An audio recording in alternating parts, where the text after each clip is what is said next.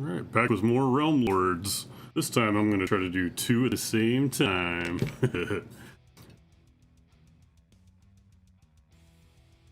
I'm wondering if I switch between two, if it'll take any more or less time than just doing one. We're going to find out. Got the color scheme I'm working on the top left of the screen, and I've got a random list I'd like to put in a battle report on the bottom left, which happens to be Lumineth Realm Lords, which is a cheap list. it's the often talked about, I'm sure, Realm Lords box with Godrek. And it becomes up $9.90 at that point. So, alright. Gonna start off with the old Yeller again. And again, I'm gonna do probably just one thin coat, move on to the second one, do the thin coat, and go back to the second on both, and then switch colors. See how it goes though. And if anybody is listening and the music is too loud, let me know. I'll turn it down. This is my first time I've had background music.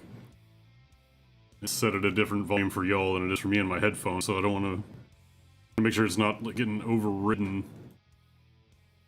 Make sure what I say can actually be heard. You know, it may or may not matter what I say.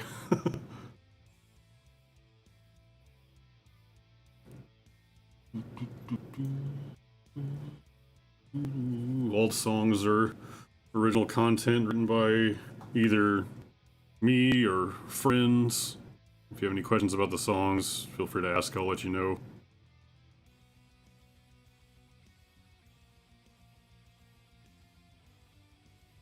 Alright, getting started with the Averland Sunset. On robes of these Venari Arlon warriors. Wardens. Excuse me, wardens, not warriors.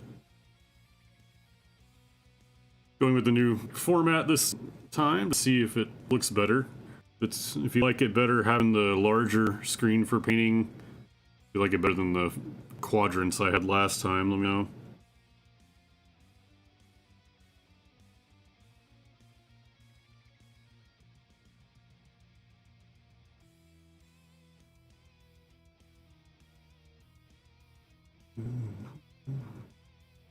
Thinking of, I do yellow on the whole bit of the robe on this batch, and edge highlight yellow as well. I'm thinking of the next batch of 10 to edge highlight the robe with white, just to differentiate each batch of 10, so they're not so different that they can't be in a unit together if I want to combine it, but if I want them in separate units, it's easy to tell the difference between the units in case they get clumped together in a fight.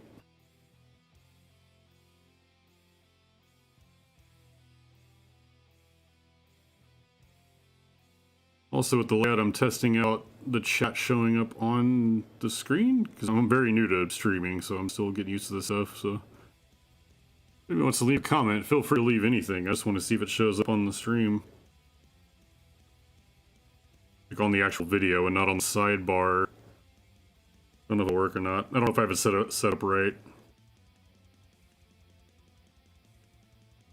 And most of this stuff I'm not sure how to test without just making it live.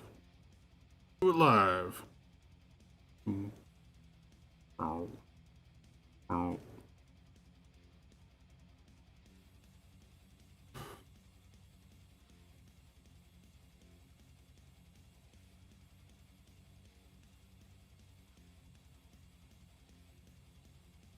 I have, I think, 5 left. I have 5 wardens left, and then all of the Dawn Riders left in this box.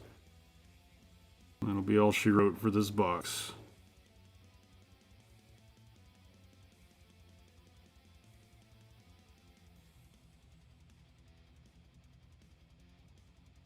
Forgot to re-soak my wet palette, so it's a mildly damp palette. Oh well. Still better than the paper plate I was using a couple weeks ago.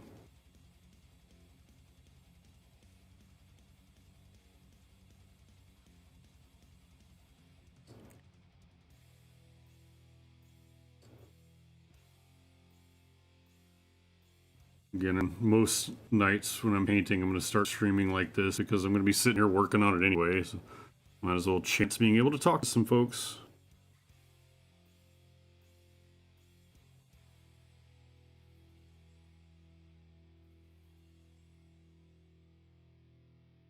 I wonder if I'll get hit with my own copyright strike.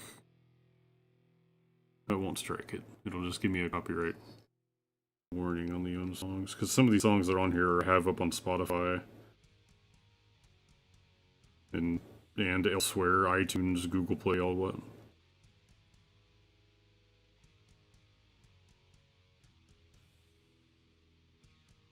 Old friend Brian Akoa here. That's Brian singing. It's the guy that's shown up on some Skaven battle reports and Nurgle.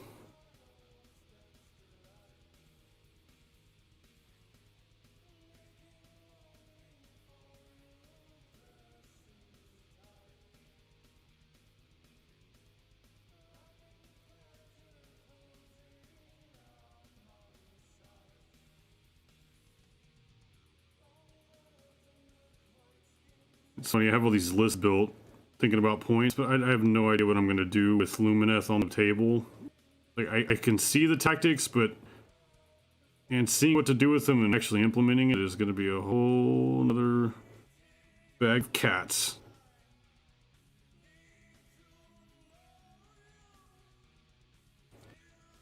I don't know if the viewers are going to like it, but I'm enjoying having the music on while I'm doing this.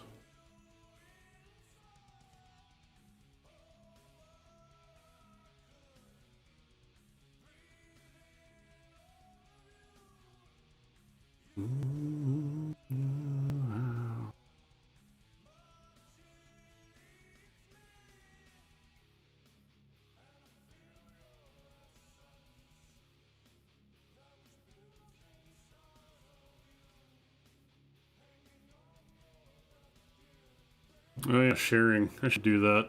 That'll help. I'm smart. Time for my... clean my brush off. It was mostly... I had too much water on it anyway.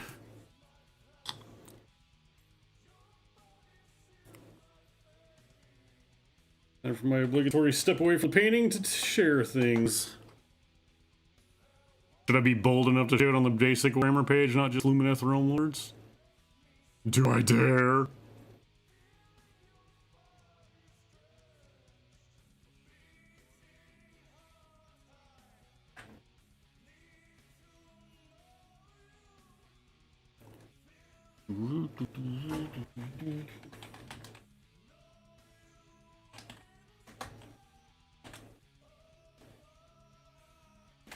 More Lumineth painting, trying out a different visual setup this time.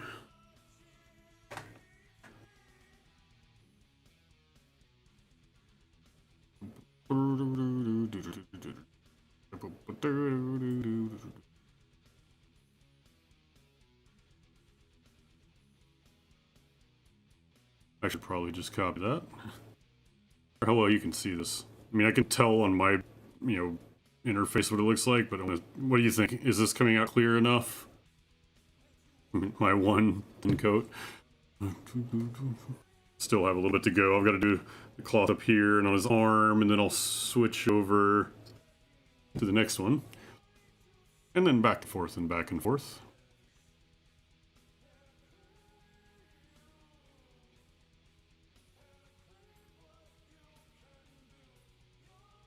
Cheers.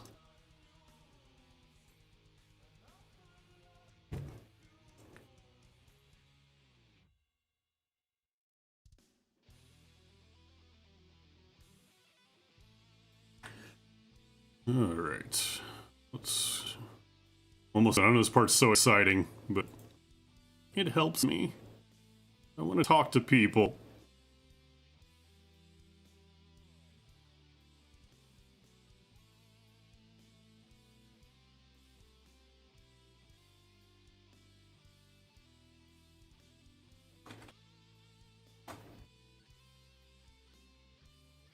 Let's see.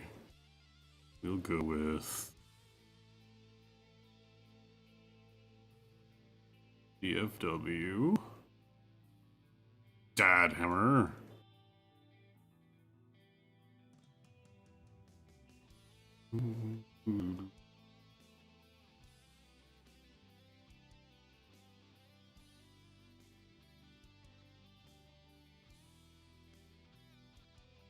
Trying not to like spam it yet because I still don't know how well it's going. But we'll see.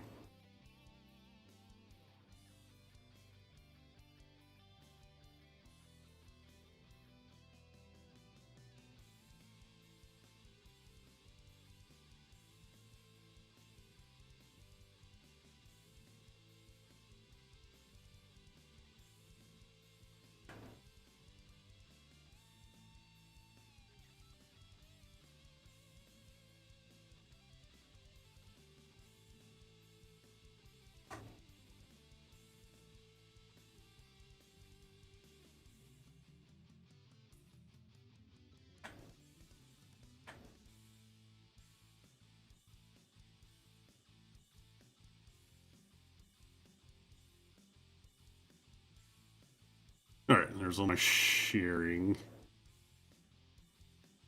Because that is in fact carrying. Wait, I do have Discord as well. Alright, that's right, it already auto does that. And then hobby general. Into the Citadel.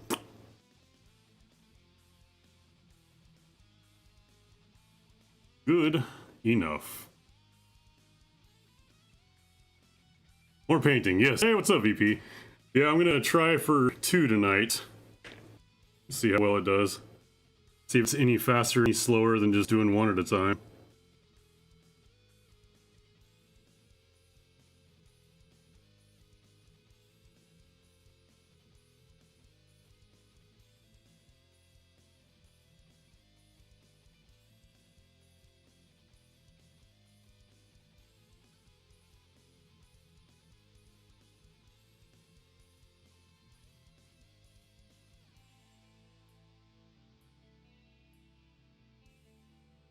I don't guess my chat box thing works, but I'll figure it out at some point.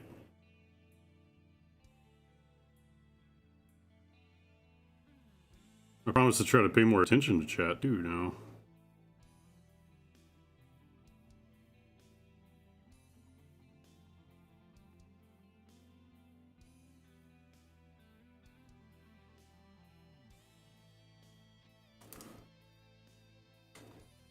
Yeah, I'm thinking mass production is going to be the way to go. It usually is, but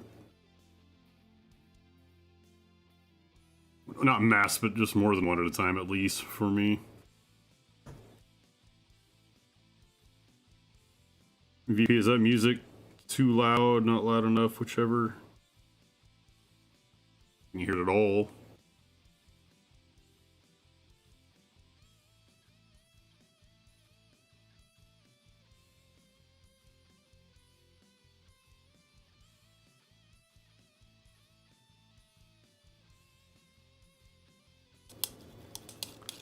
Three hours for the one? I mean, yeah, you saw last night, that was, I think, 2 hours, and it was just the one. And I still did the stuff off camera as well, so honestly, I bet it was about 3 hours. I think that's all for 1 coat there. Swap.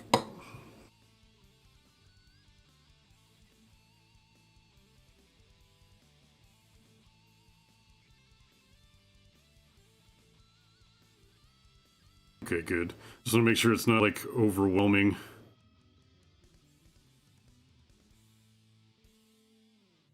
Especially since I'm so new to this. A lot of fun though. A lot more fun to paint this way than it is just by myself, by my lonesome.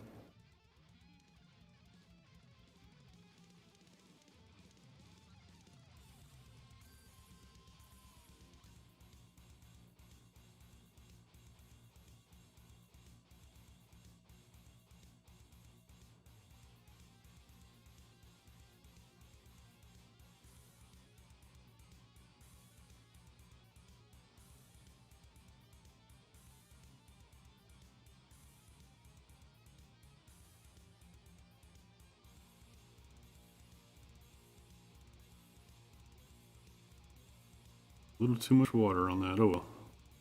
Should be alright.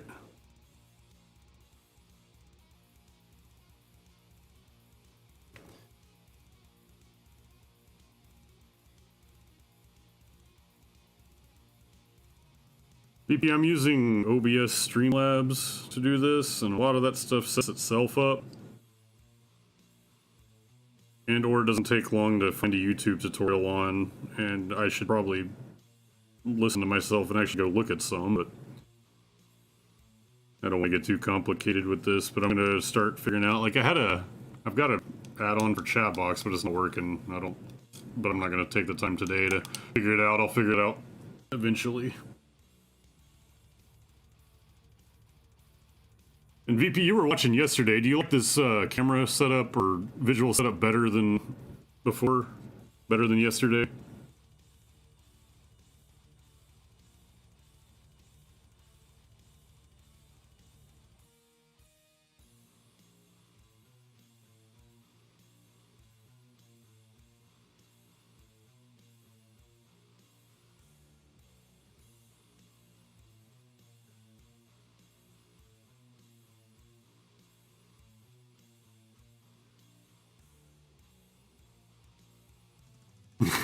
Instruction manuals for nerds. Yeah, I'm finally comfortable enough to look at assembly guides on models and figure out how I'd rather do it, instead of just always step by step. It only took 3 years.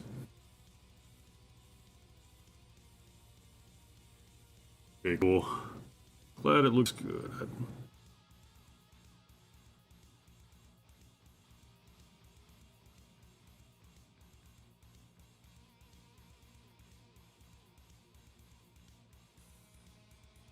To be honest, the first day, when I did this yesterday, the first time, it was just the same setup I used for the couple of podcasts we've done on the channel. And then, you know, watching back, I was like, I kind of probably need a bigger screen for what I'm painting. Don't need such a large damn screen for a logo.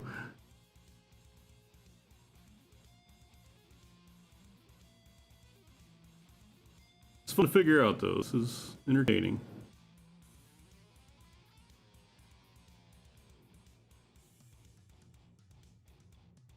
I think. Oh no. Back of the head.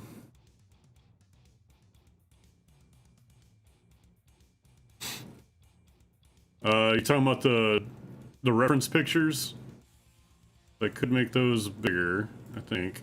Or I guess maybe not while I'm streaming. I don't know. Maybe I can. Let's find out.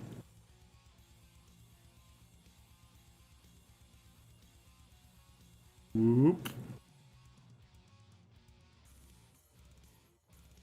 Uh-huh.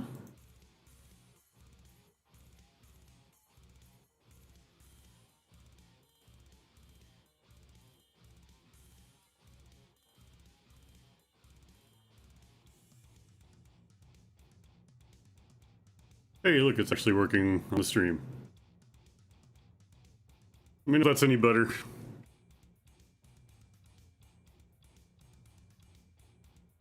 Ooh.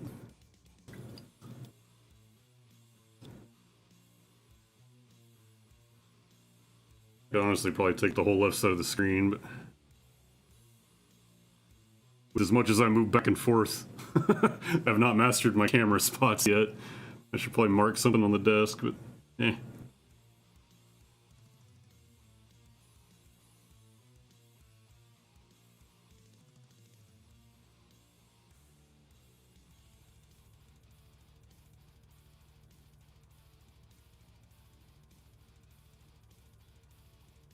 Yeah, I probably should do that too, but I got lazy. Forgot to even, because I had considered that and then just forgot to do it, to be candid. So the Instagram reference picture will have to do.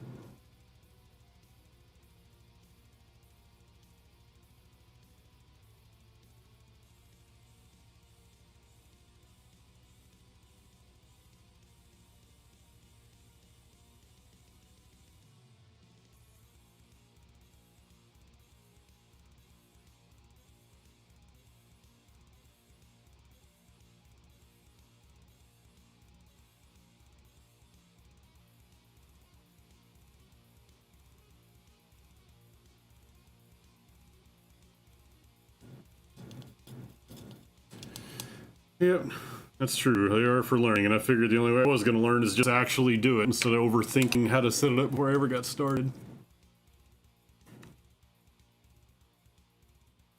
I'll just try to improve on one or two things each stream and get it where I'm happy and everybody watching is happy.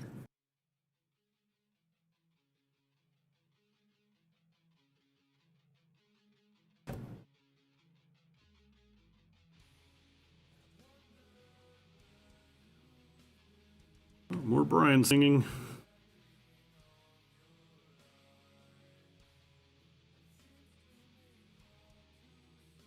Okay, switching back for the second coat of yellow.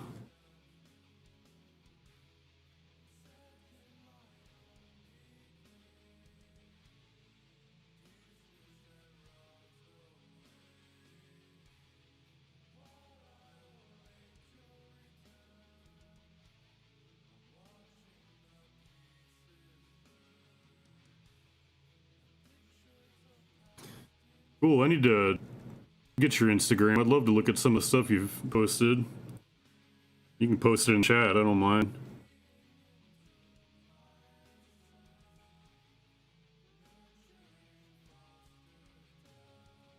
If you're not comfortable with that, you can find my, Oh, hey, what's up, Brian?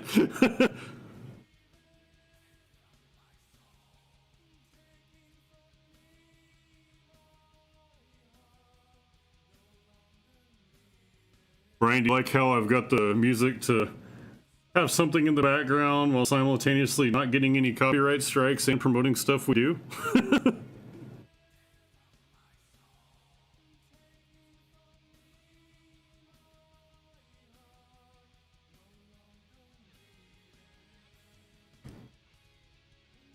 Ooh, gonna watch on the big screen.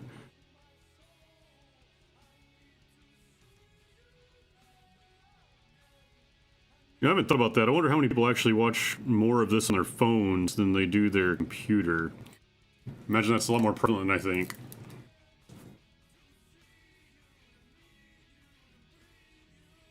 Brian, you watching on desktop or phone?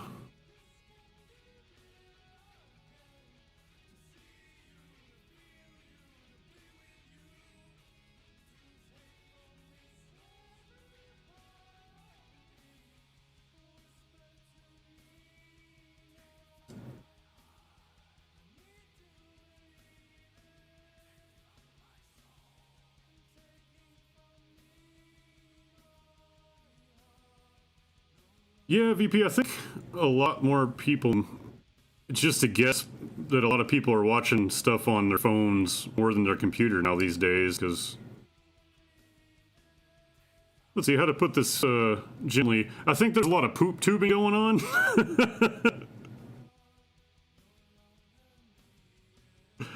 Because I know I'm guilty. I mean, hell, earlier, yeah, ready for too many details? Enjoy. Was watching the UFC fights. They're on ESPN Plus, and I had to take a break where I was going to be away from my TV, so I brought my cell phone with me and just opened the app on that and watched the part of the main event in there and the rest of the main event on the TV. Derek Brunson versus, I honestly can't remember how to pronounce the guy's name, even though I know him. Shumbayev or something like that. It was a good fight night card. It was enjoyable.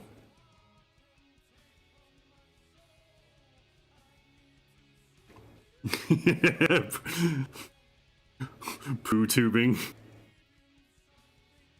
Should trademark that.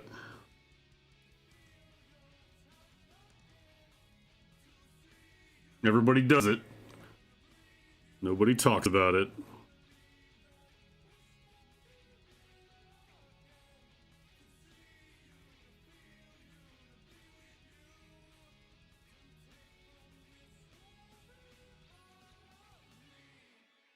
Is that why 5-minute videos do so well? People can watch them during something that may have that length of a break.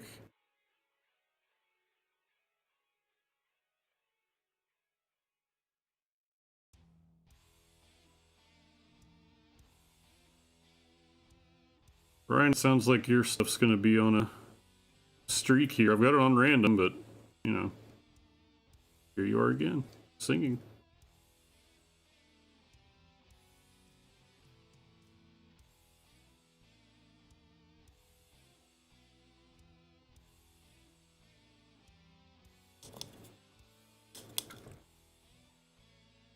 Brian, you playing WoW or Classic WoW?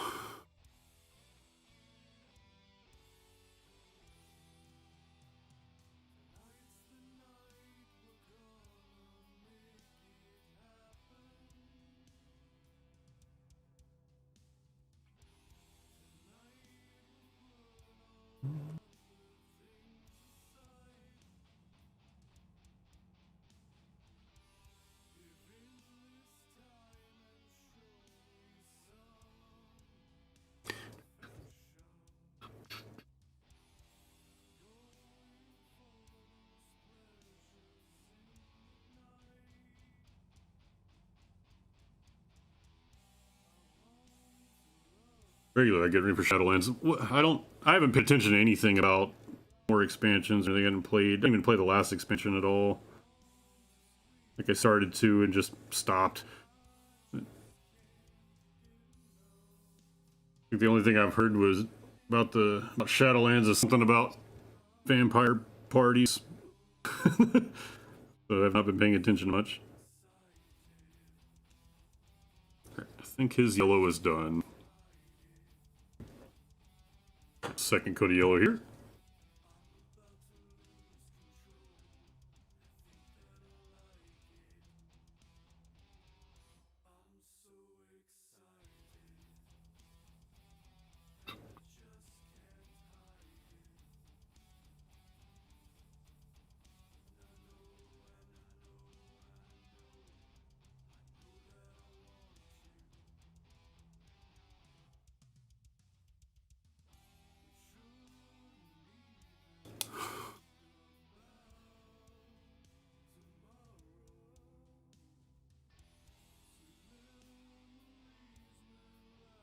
Really wish I could figure out that chat box.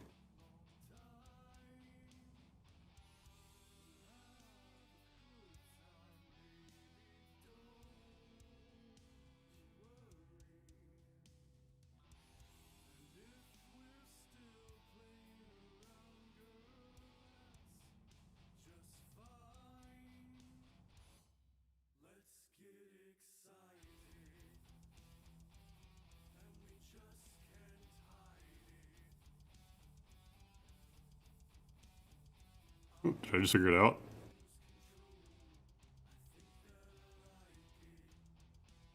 I don't know what I did, but I think I might have just got the chat box thing to work. Oh, it disappears. That's why. Okay, it does show up. I wonder if I could just say. Oh, that's what it was. Hey, look at that. Now it shows up. I'll get this yet.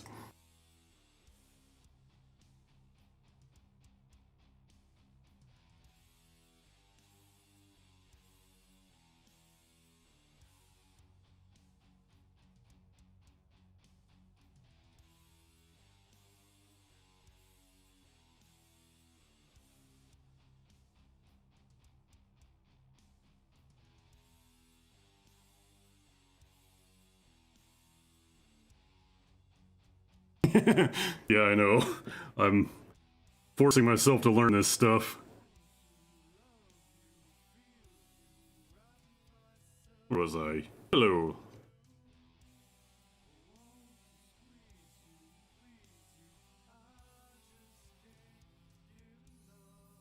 Brian, do you see that list at the bottom left? Is it big enough for you to be able to read? No, let me do this.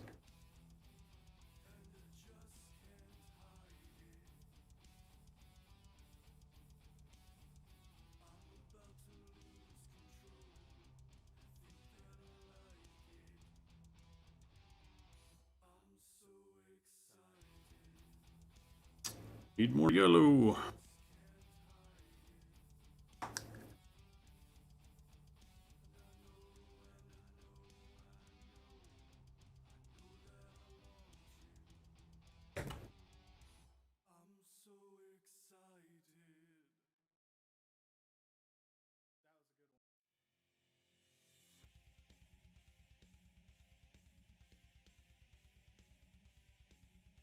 Sweet.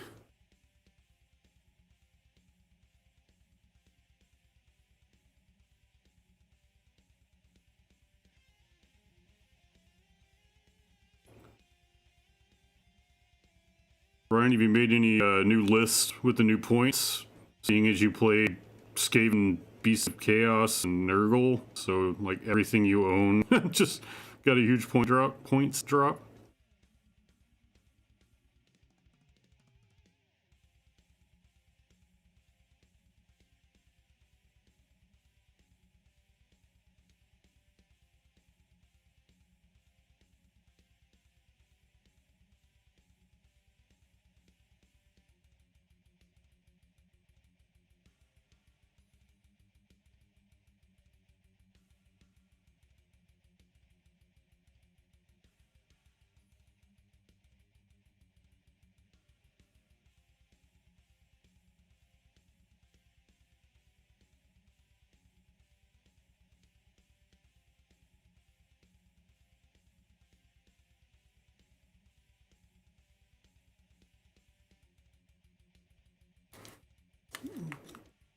Just Pestilent Throng. You can be comfortable enough to bring that out to record soon enough.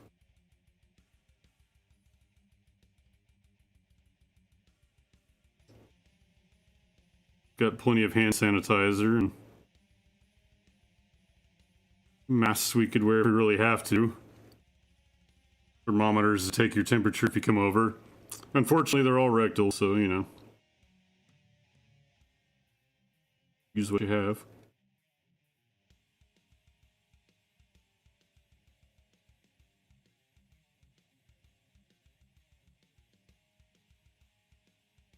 Sweet. I'm on call next weekend, Brian, so I'll be stuck at home.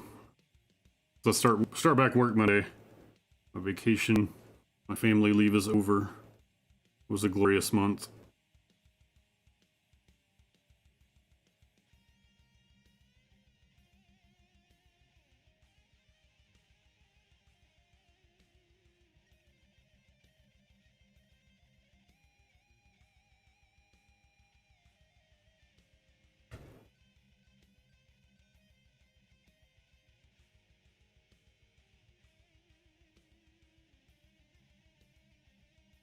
I'm really excited for you to get that Pestilent Throng list on your on the channel. Can't we see your throng?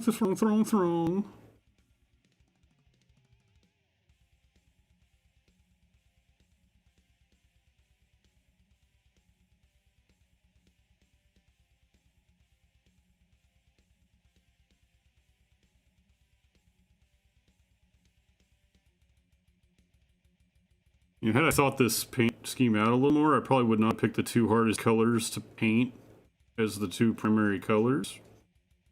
You know, yellow and white. But here we are. Too far in to go back now.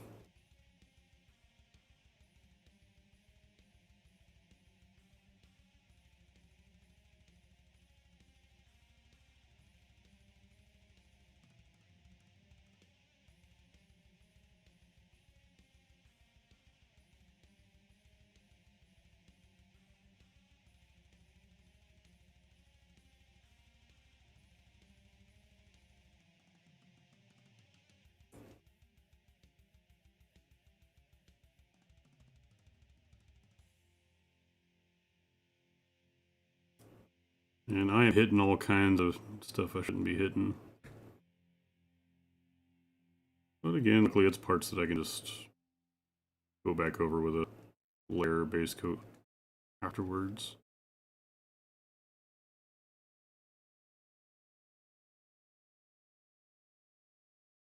I think the yellow base coats are done on both. Time to move to my Celestra Gray.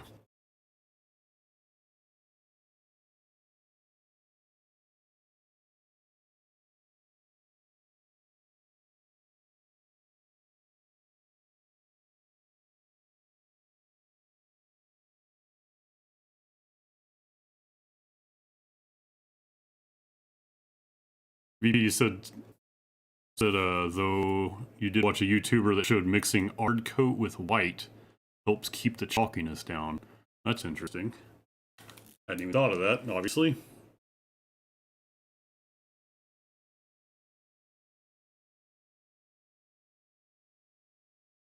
Oh, music man. Oh, there we go. Just a super long outro.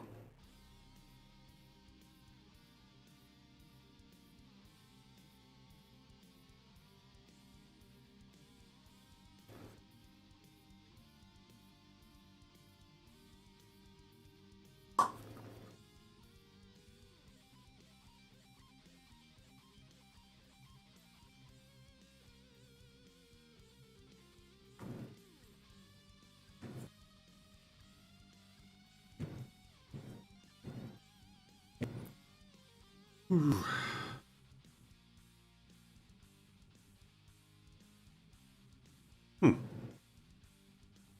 That's cool to know.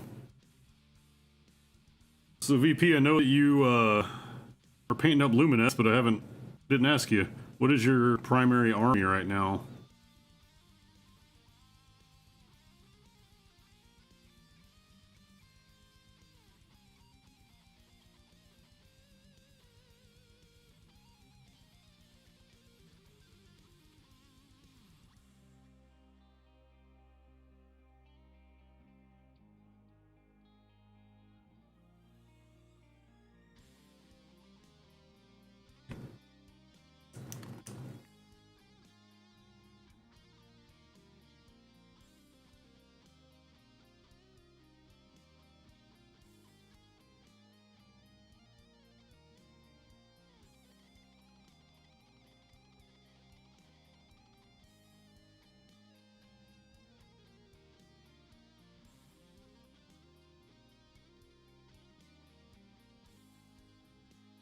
Stuff's not spreading the same since I forgot to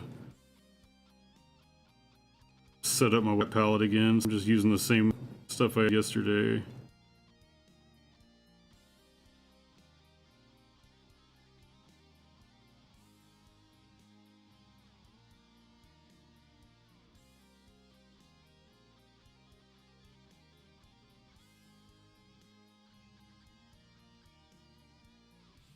Beside dwarves, nice. I don't technically play any dwarves, but cities is my main army. It was Phoenix Temple, now it became cities.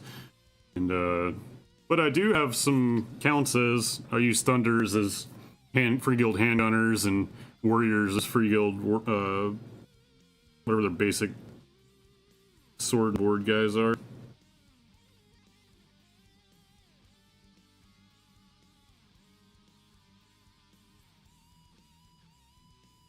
My wife was collecting Dispossessed before they became cities as well.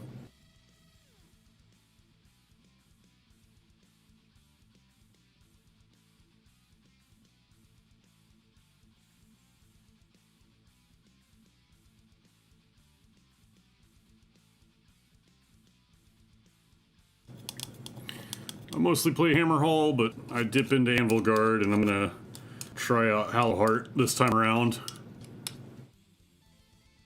Oh yeah, Cities is like, it has to be the most versatile book ever. It's like a jack of all trades book. It may not be great at any one thing, but you can do anything you want. Although I think it still can be great too. I think it's going to fall victim to a lot of stuff like that, where there's going to be so many people that don't focus on it because there's so much to do. But it has the potential to be a real high-ranking tournament army.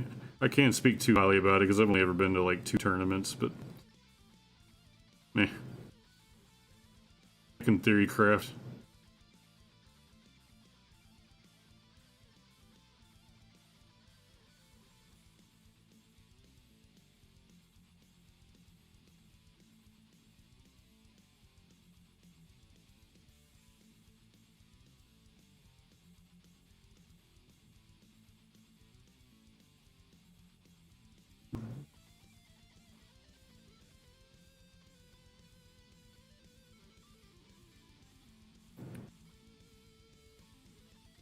See, you not being interested in Hammerhall. I'm not interested in Tempest Eye at all. That just shows how cool the book is, that it can appeal to and have lists for such varying styles.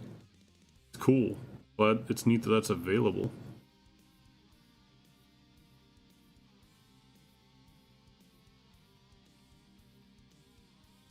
I know I'm certainly in a minority with liking Hammerhall, but I have never let that concern me in any game I play.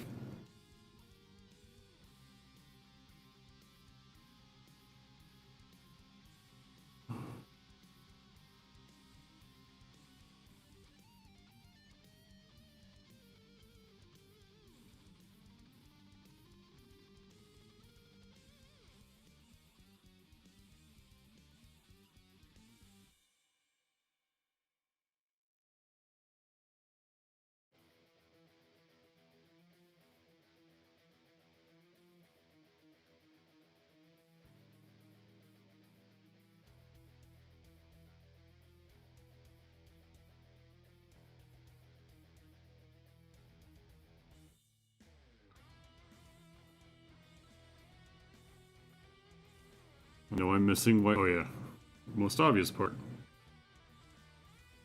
All that big cloth in the front.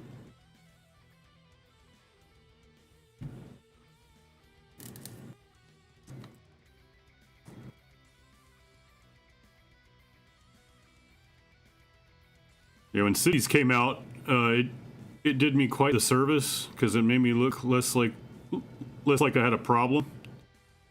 Because I went from having like 10 armies to having 3 or something like that.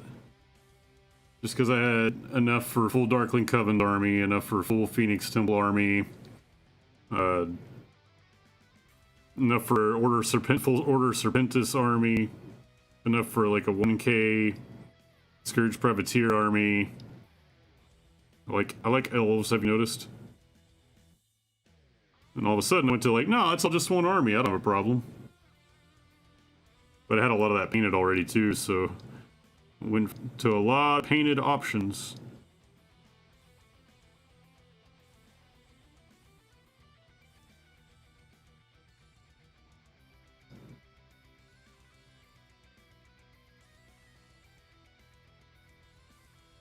Did I get all of the white stuff? I think I did.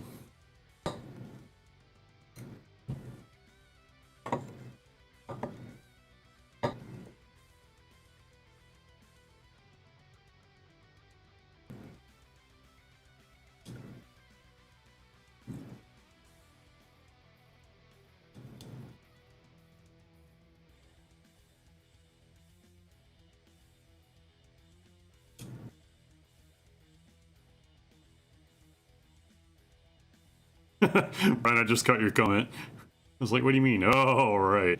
Referring to us playing our double paladin team in Burning Crusade, where I tanked everything and you healed everything.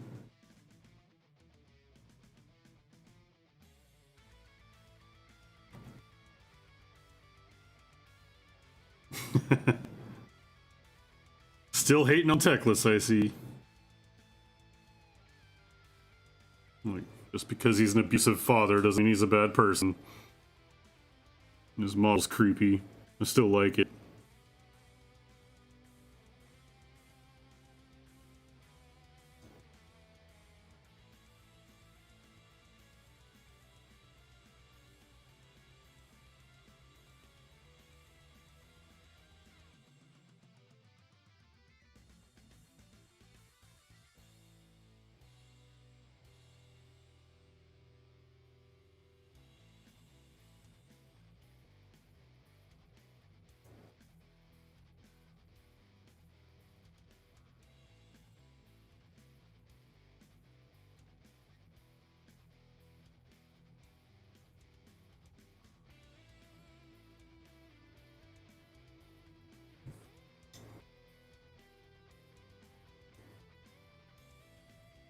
You don't hate Teclis, you just want to see his creepy face melted off the mortal realms.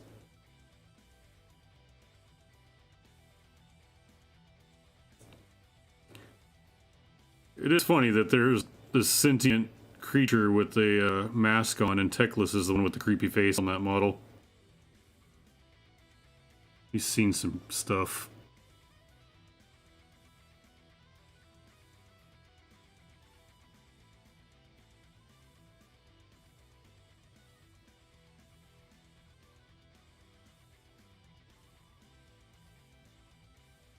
You'd have a haggard face too if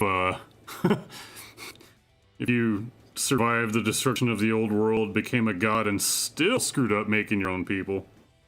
Just saying, that can't sit well. And then you finally try to do something nice and give Sigmar the cool enlightenment engines. He goes and gets the damn dirty warden to muck him up and make him penumbral engines. Just saying, Teclis, he may be a jerk, but he has the right to be mad.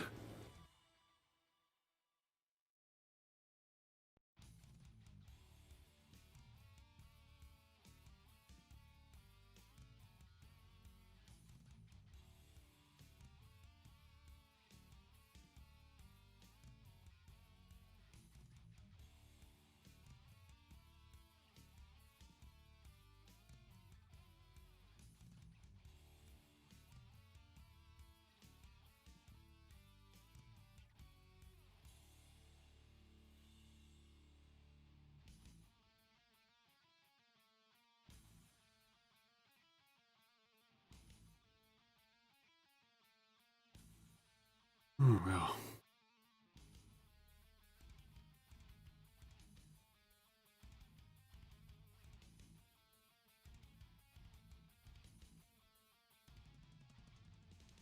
CVP say if they just removed Teclis and redid his model, that would easily be a 10 out of 10 model. Yeah, I don't even know if they need to remove it. Maybe just place Teclis on a different part of the model. It makes the look go up significantly.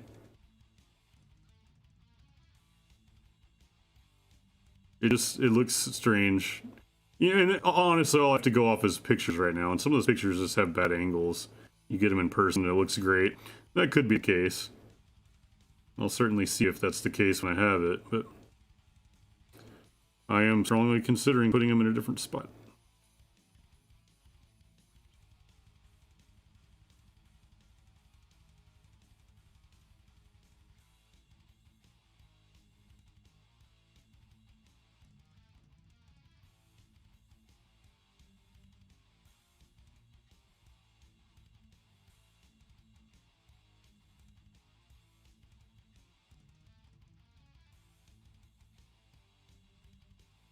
Oh, tassels. That's what I'm missing.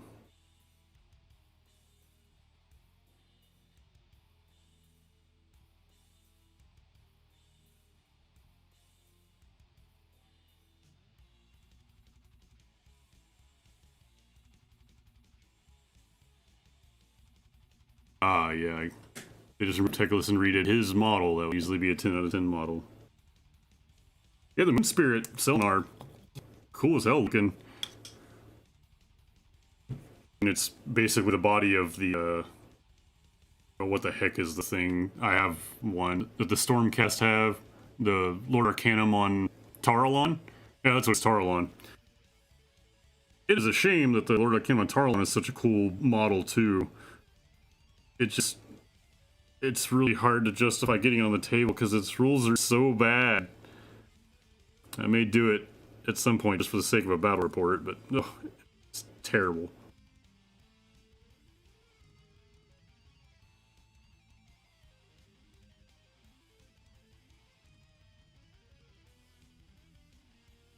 Like, it's bad when you have to consider even playing it for fun. Looks so good.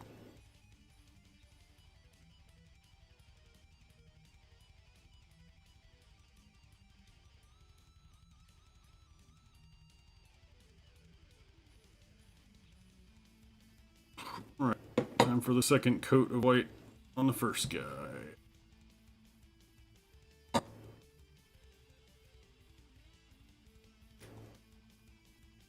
Can't be worse than all of Eshin.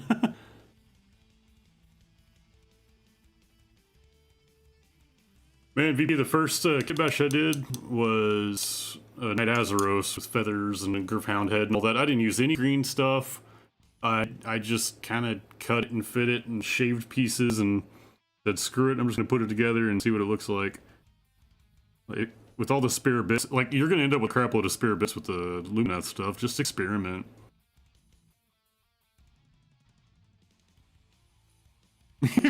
Forgot the Tarlon existed. That's how great that thing is. And it looks great. Does it not look good? I think it looks fantastic. It's a shame that it looks so good.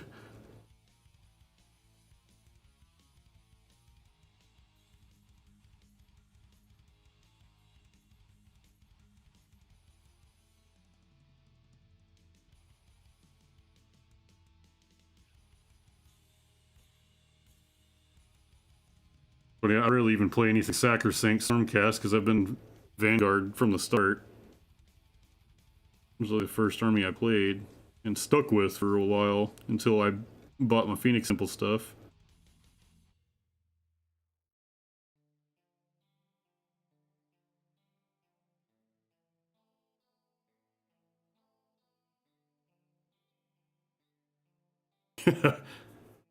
Yeah, VP, I don't think you're getting any arguments in this crowd about Eshin having a really cool lore.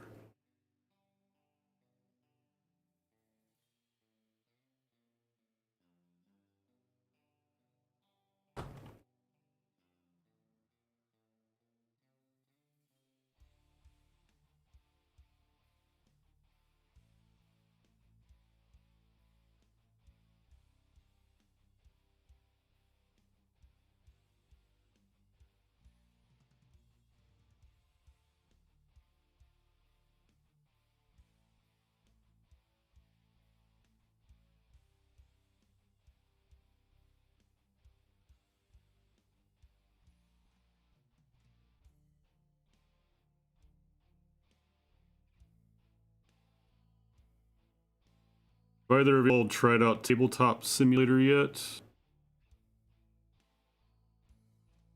Playing Warhammer?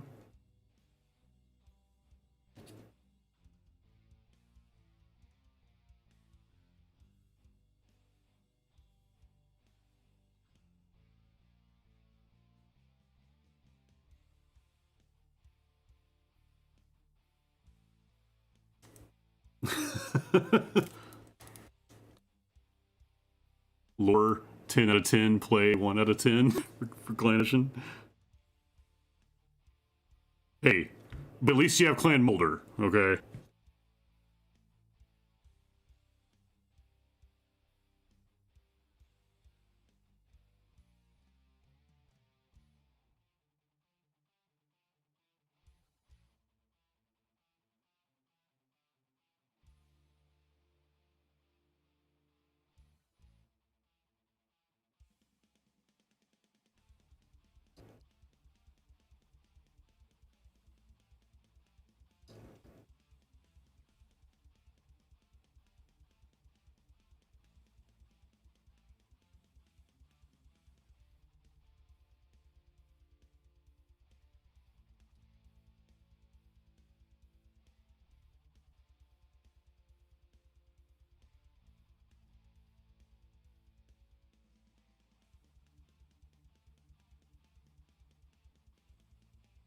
I move to next after this. Thinking about done with white.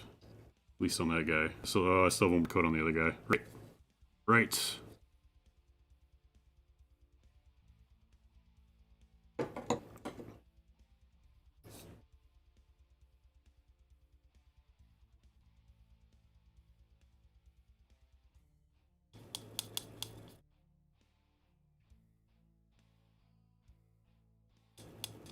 Nice. Seeing that no TTS for me from VP. Actually went a bit stir crazy during lockdown and did a couple 1,000-point matches between my Tempest-side dwarves and my... Oh, it cut off. You won every game, though. Awesome. I really like 1,000 points. Hot take of the evening, I also like meeting engagements. Sure, my wife and I'll end up filming some.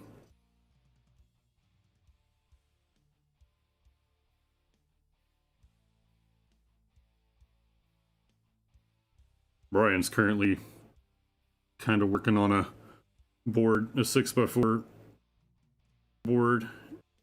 Looks pretty cool, but the way you cut it, you can cut it, it's cut in half. Each half is the size of a max size meeting engagement board.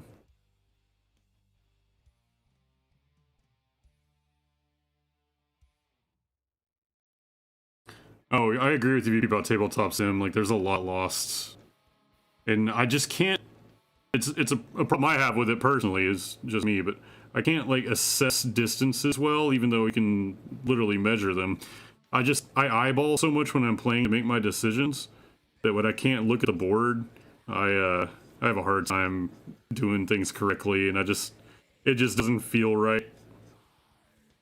It's cool to be able to do, and it's cool to like. It has plenty of uses. I think if it wasn't for quarantine, I wouldn't be using it ever.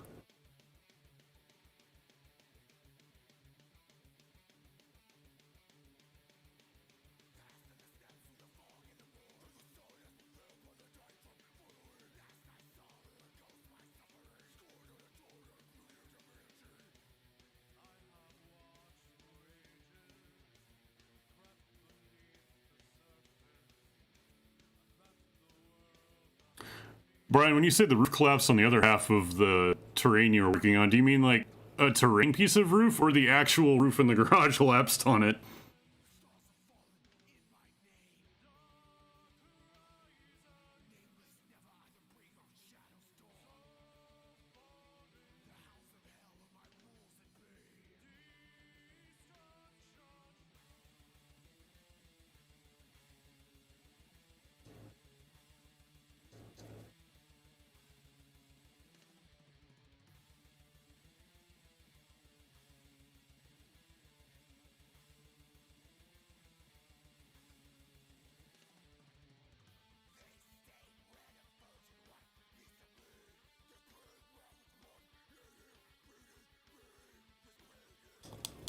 The actual roof. Wow, so the roof actually caved in on the terrain you were working on. So I guess I can let go of the hope for that second half. Alright. The current half lives on in meeting engagements.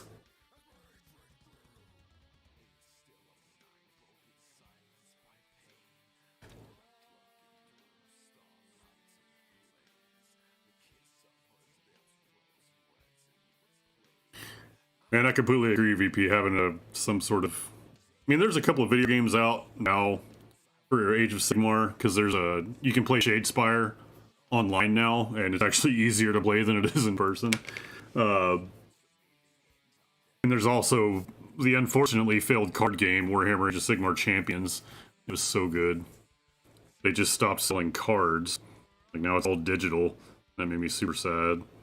This is a really solid game, though. Alright, what am I doing now? I should do the contrast, because I'm going to contrast the shafts and the face. I take the bag. It'll be real quick to do the metals, and it's not going to really mess with my water to get metal paint in there.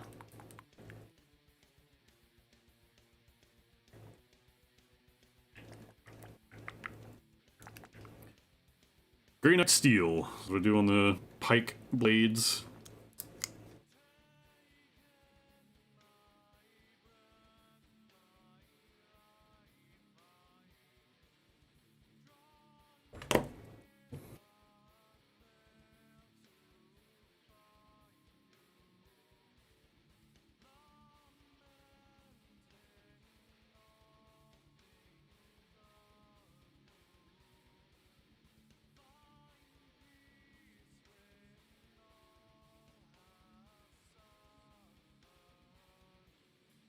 Brian, have you seen these, or I guess anybody, have y'all seen the new Warlock terrain sets? They're pre-painted, like, townscapes or dungeons and all that. They're all modular dungeons or modular towns. Kind of expensive, but they look really good. And they're really solid. First thing I thought of when I saw him, Brian, was like the terrain that you make and how like the visual quality you could reproduce so easily. Obviously, it wouldn't be as sturdy because it's all the foam. But the price point is way better because for like one dungeon, it's like $100.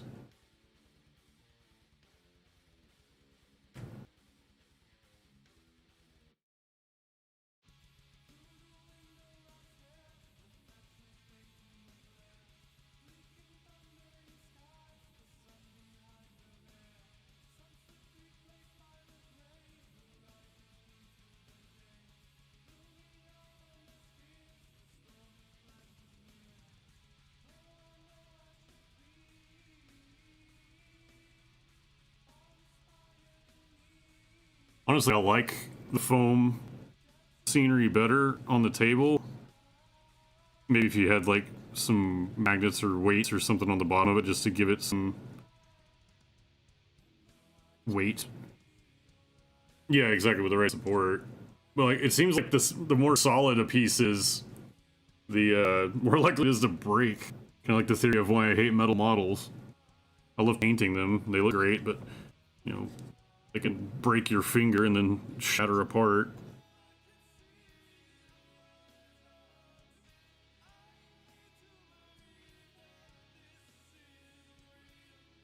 Yeah, I mean, sure, Brian, 3D printing would be better, but it's just, it's so expensive.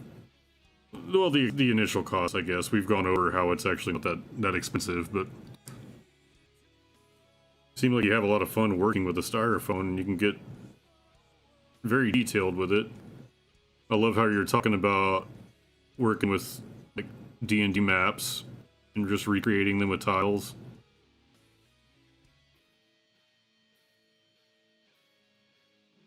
Also, Brian, Sean, Chris, and Moo, and all of us are talking about getting a Dresden Files game together again. And like kind of float between each other's houses since, you know, the kids aren't a problem with all of us. And like, there's some meals they're talked about in Dresden Files novels that Chris found recipes for and recreated. Awesome steak sandwiches. Someone, you know, having games at each other's houses and like cooking dinner and stuff, making a whole event out of it. Obviously, I would try to film it since I try to film everything.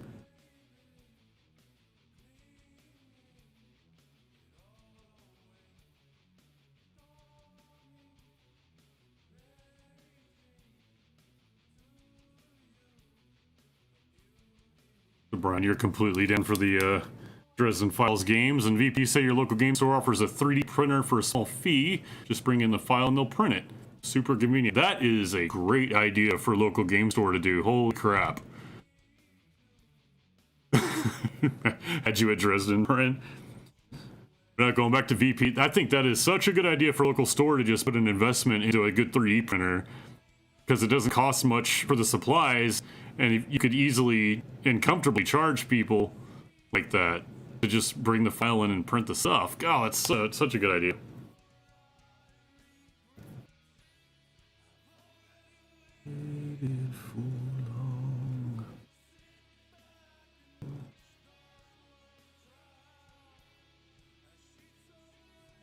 Brian, I'm thinking for Dresden that we just base it in Granbury, since I would be running it.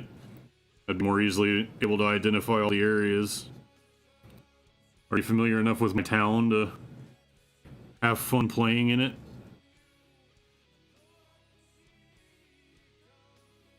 In an urban fantasy setting?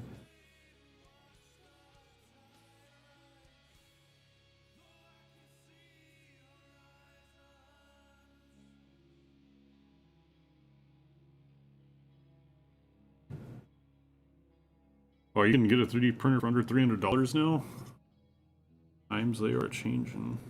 You can tell how far behind I am. I was still thinking they were like thousands.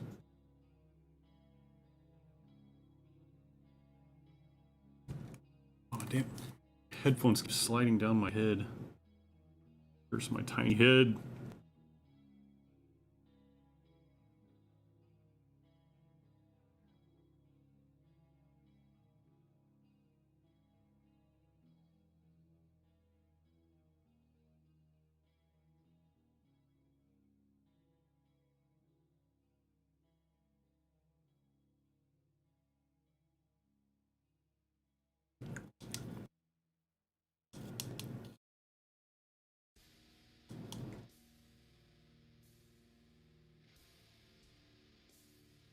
And Brian, I swear I have this playlist on random.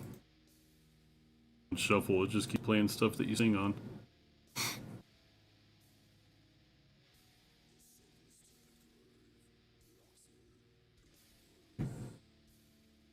Wow, I forgot that I did any stuff on the funeral procession recordings. Let's see here. On to contrasts. Gonna wraith bone the pike shafts and the skin.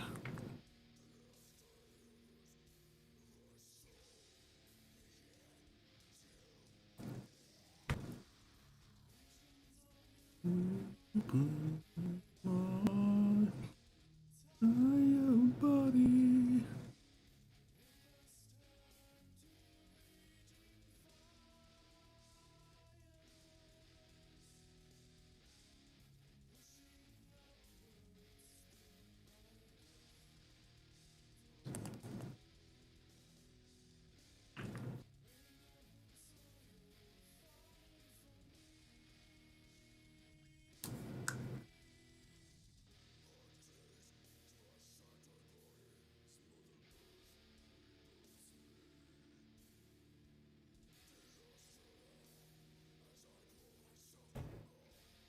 Wait, I should probably switch brushes for this. No, I'll stick with this one.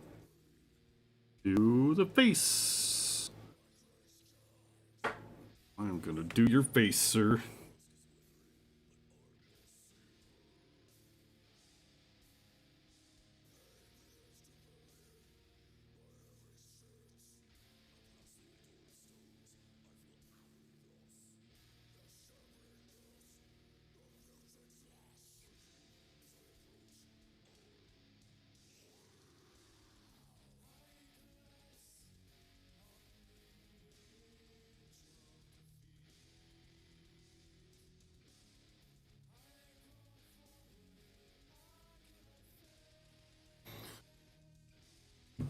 You might as well switch to the face while I'm on this brush.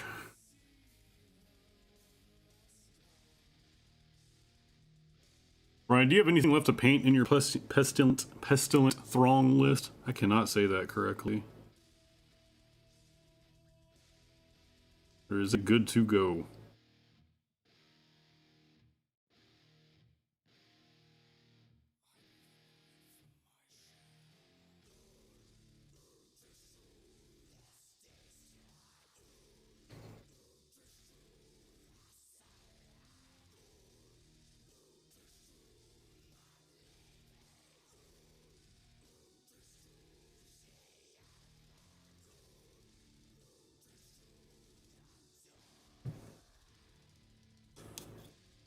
Have it all good to go. Awesome. Well, I guess I'd have to do a cities list then. I'll show you the list I want to do now with the new points. My battle mage went up by 20 points, which brought a lot of my lists that were 10 points under to 10 points over. But a lot of the dark elf stuff went down a lot, which is great for me. But let us pull this up.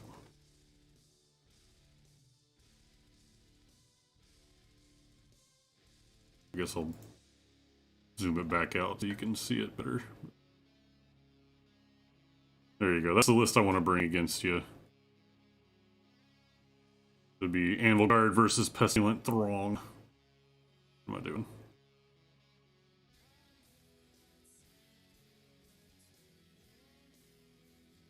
This list is completely painted at this point too. It'll be a lot easier for me to do.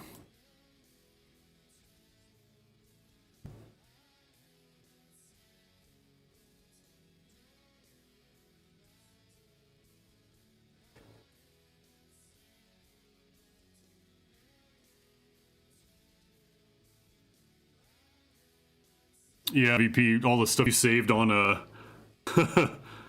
all the Dward and stuff, the dispossessed stuff went down. I totally agree with the change on Battle Mage going up to 110 though. He was certainly too much of a value at 90.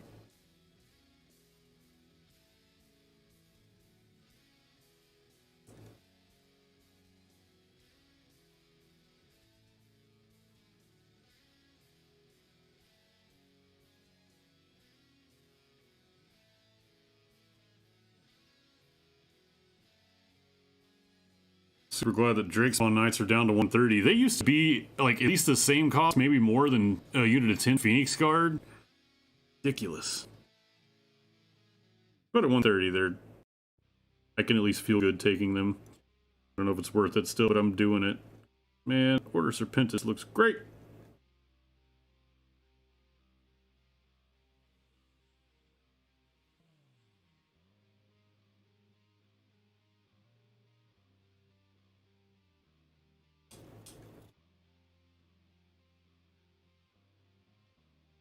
You say you're sad they nerfed Croak into Oblivion? Yeah, sure. Have you played against them recently?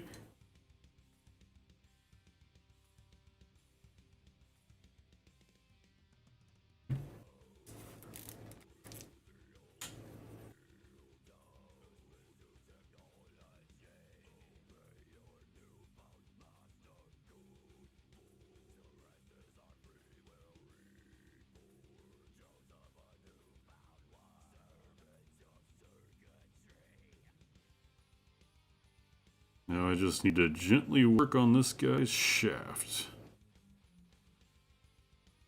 I know what I said.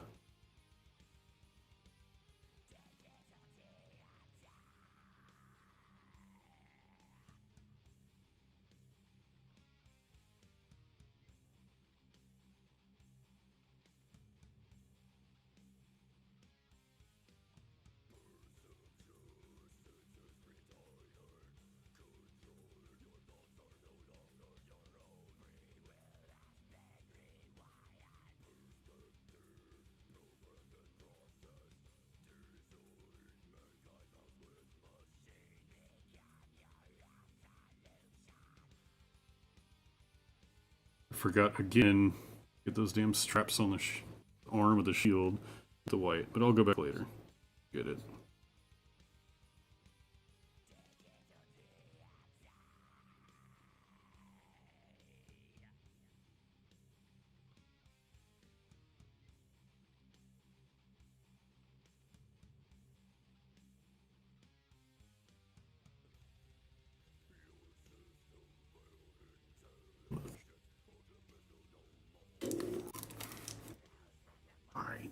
And to control minds of man.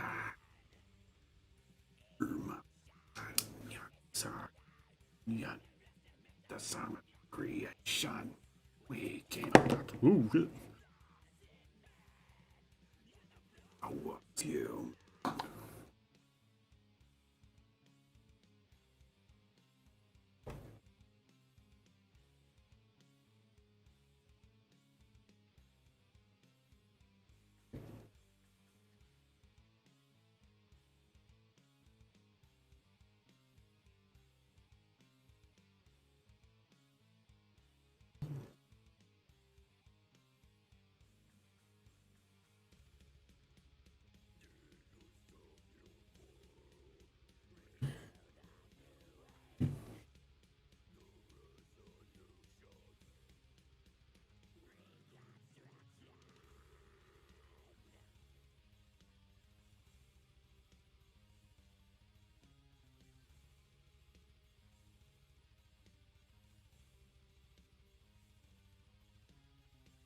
The last game I played against Croak was on Tabletop Simulator, and I had a list that was, let's see, a Flamespire Phoenix, 2 units of 30 Phoenix Guard, unit of 20 Dark Shards, unit of 10 Shadow Warriors, 2 units of 10 Free Guild Guard, a Knight Azeros, Battle Mage, I can't remember what else there was, but that's enough. But I got tabled just by Croak spells.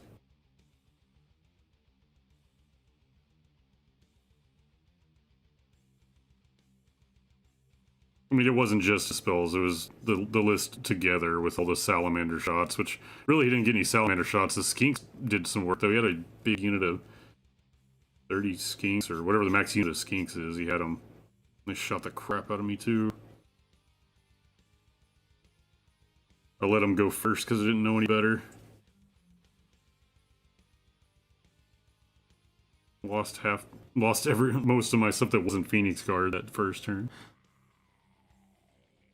I am up to, well, I'm currently working on my 5th and 6th warden right now. And I've completed up to this point, Grumby completed, where is he? I think I got him right here. Out of Therion. Kind of hard to see, but yeah. Blurry. But then that High Warden. That High Warden in the picture is the color scheme reference that I'm working on. That's the High Warden I've completed. And then the 4 other regular Wardens. So the starting of the stream today, I had 5 regular Wardens left. And hopefully by the end of the stream, I will only have 3 left.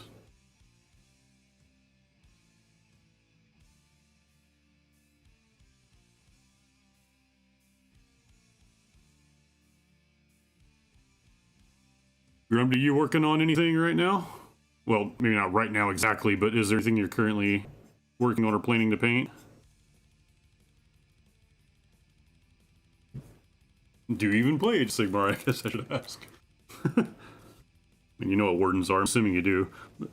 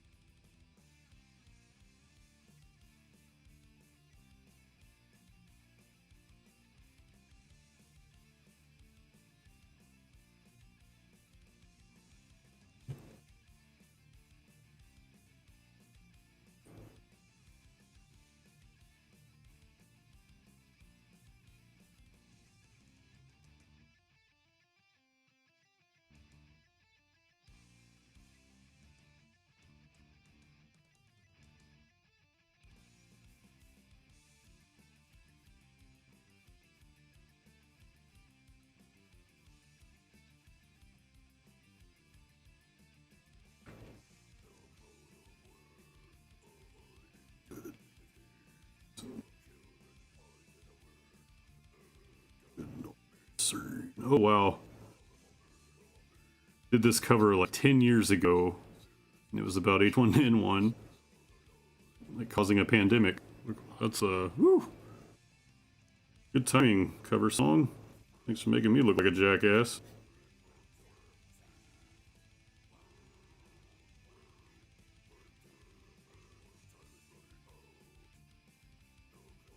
You could stop playing it, you say, but nah.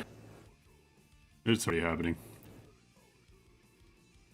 Grumby says he has a, oh, you just finished Celadon Prime earlier this evening. Awesome! Fucking Celadon Prime looks so good.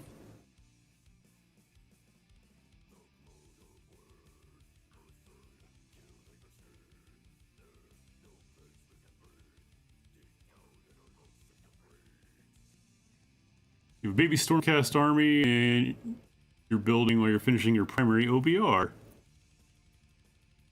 Can't hear music anymore.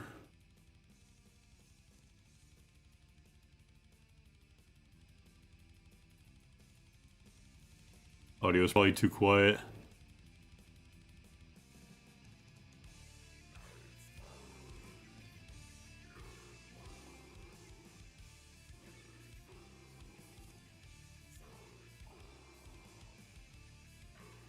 Let me know if you hear it anymore. Or hear it now.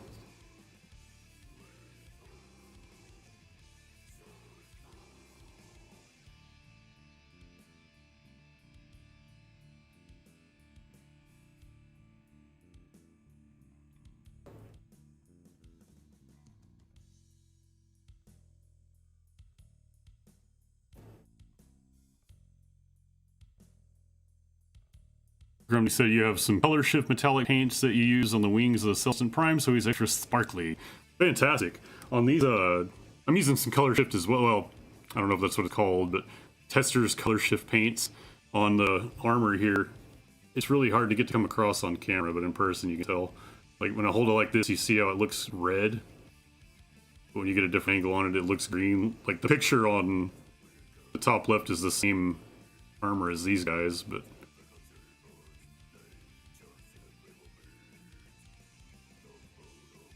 In VP, yeah, the reason the music went quiet is because all the stuff I'm doing is all like home recorded or personally recorded stuff, so the volume drastically changes from song to song.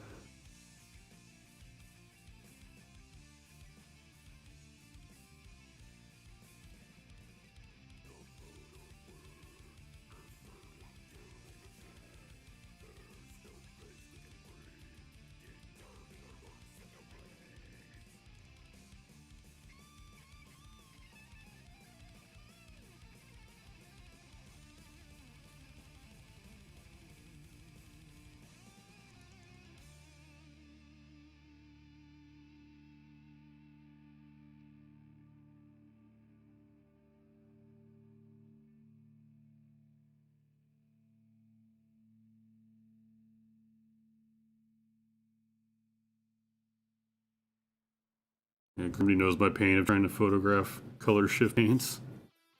Trust me, it looks cool.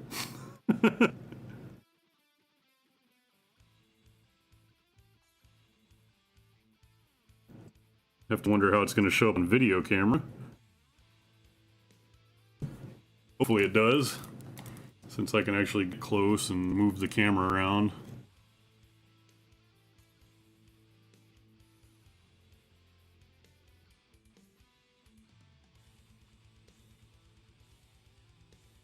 Oh, I actually just looked up after I said that. Grumdy said he looked forward to seeing Lumineth and battle reports in the future. Yeah, so do I.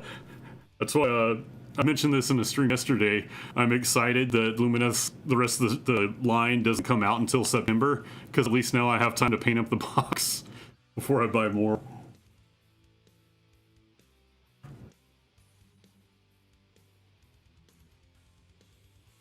Alright, do I have anything else to paint? Nope, just the contrast.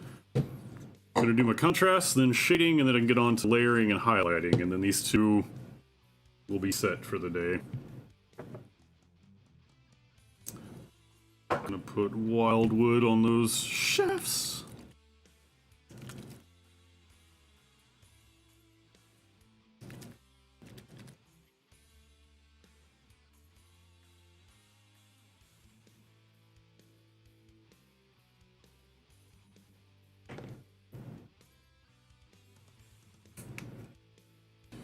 Grundy, you said you play OBR. My wife has an OBR army, we just haven't painted it much yet. I've got 10 Mortec Guard painted so far for her, and they're all in a crematorian paint scheme.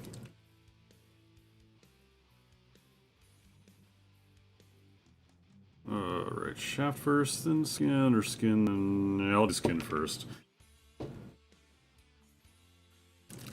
Doing Sigmar brown for skin tone.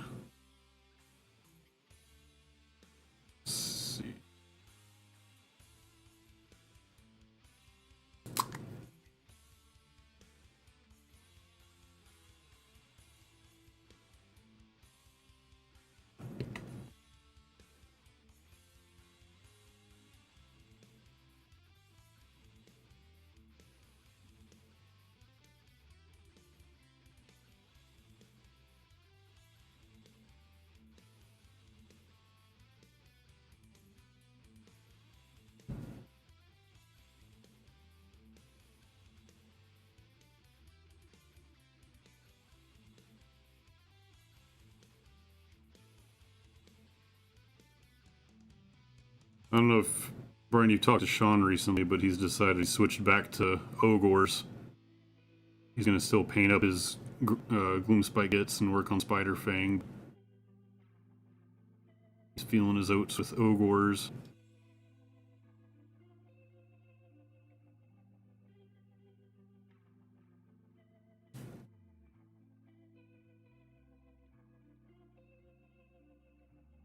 Oh yeah, Grundy, don't let yourself be intimidated by painting fiery skeletons, especially the way I do it, because I just make it look close enough. It's super easy the way I did it. It may not look good, but it's really easy. I just do, I spray the whole thing Wraithbone, and then I just do Fugan Orange Shade. And that alone keeps it yellow on top and settles real, like, bright orange in the cracks, and then dry brush black on top of that. I think I do more than that. I do a Drybush Troll Slayer orange and then Drybush black on top of it, and it kind of gives a fiery skeleton look. Good enough for me, at least. And I go back after that and paint all the armor and stuff. I actually just do, like, you know, the bone parts of the OBR's armor? That I actually do with the skeleton horde. Don't do any of the bones on the skeletons like that. But it's really quick and really easy. It's amazing how much of a cool flame effect you get just by doing a white or Wraithbone or Greyseer or whichever, and just shading with no, Cassadora yellow, not Fusion Orange, Cassadora yellow. That's the shade that you can just throw on a white and it looks like flames, like instantly.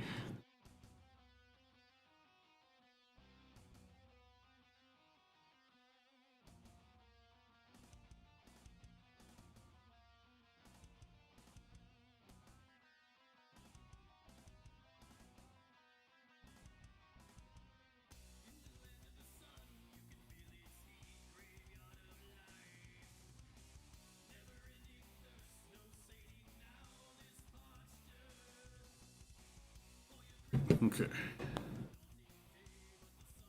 There's that fellow's skin. Now let's work on this one's.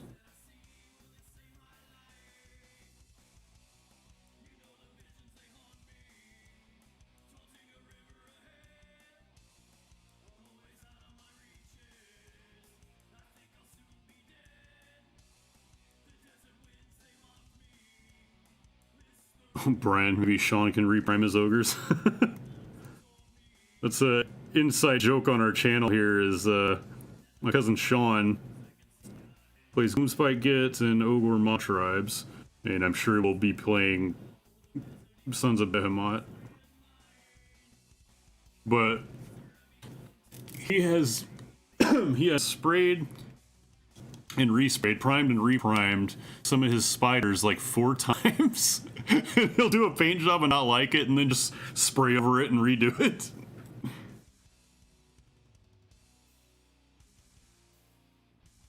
Oh, VP, I forgot that I put those on Instagram. Yeah, there you go. If you go to the Razor Tree Instagram, then you can see the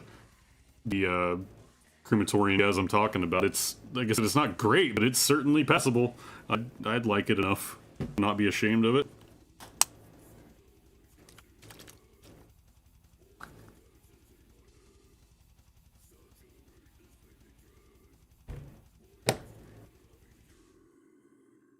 And VP, when I get off the stream, I'm going to try to find your Instagram. If you're on there, not already following me, or send me a message to follow you, I want to.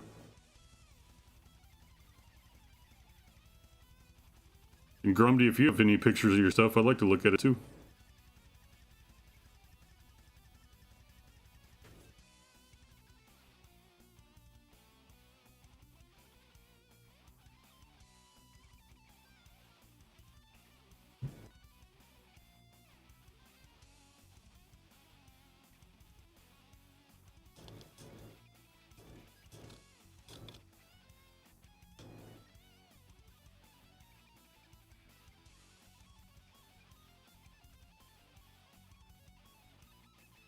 Excellent. Yeah, when I get off the stream, I'll reciprocate.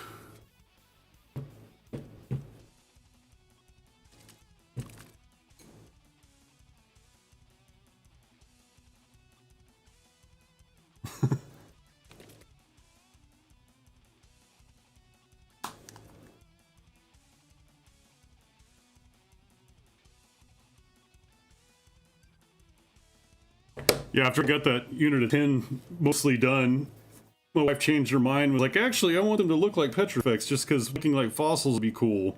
I was like, okay, well, how about this? You're going to get a mix, and tell me how you feel about this. I'm just going to mix up her army with all the different types of paint schemes, just so she likes it, because that's what matters the most. So all the, like, more tech and all that would be crematorium, because it would make sense for them to be the ones blown up anyway. And then all the big guys, because she wants to run a lot of, forearm guys and Archai, they'll all be Petrifex style.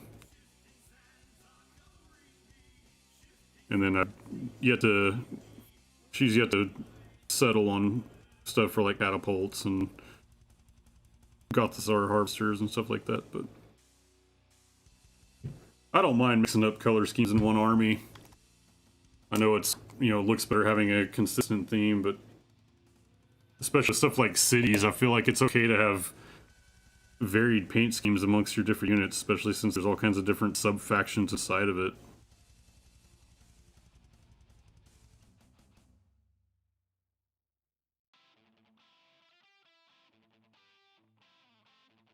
She's excited to try out Crematorians and Stali Arc Lords.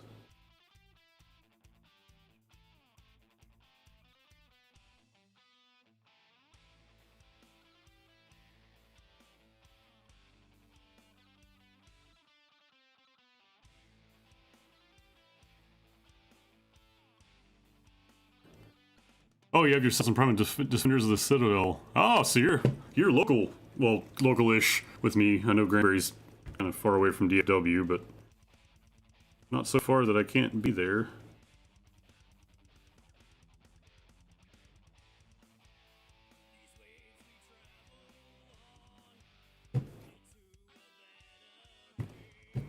Into the home stretch here, just because edge highlighting doesn't take long for me.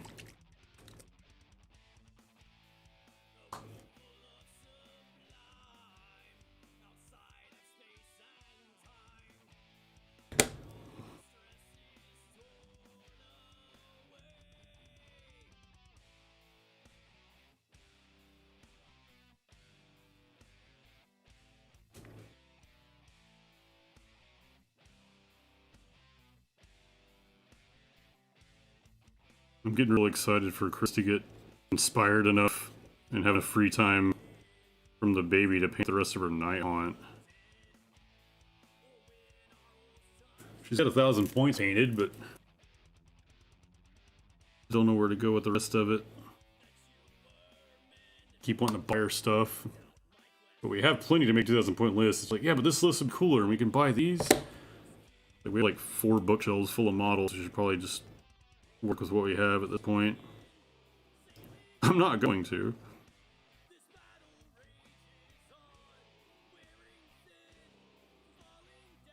I'm very seriously considering buying the Corn Dragon. It's a ridiculous investment, but I want it so bad. And I almost have 1,000 points of Corn painted up as well, by the way. It's all mortals. They're so fun, though. Of course, you know, speaking like Grumdy, you know the power of Corn being from Dallas, because we all have, you have Matt Taylor nearby. Highly underrated army.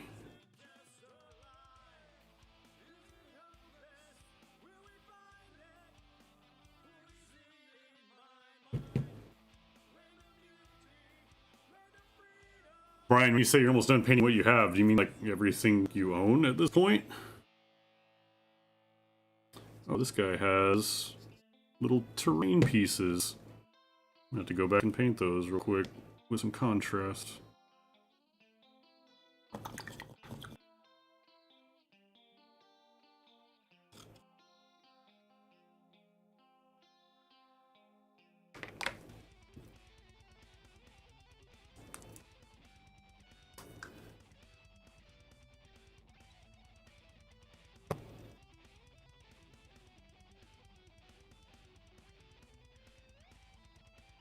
Damn, Brian.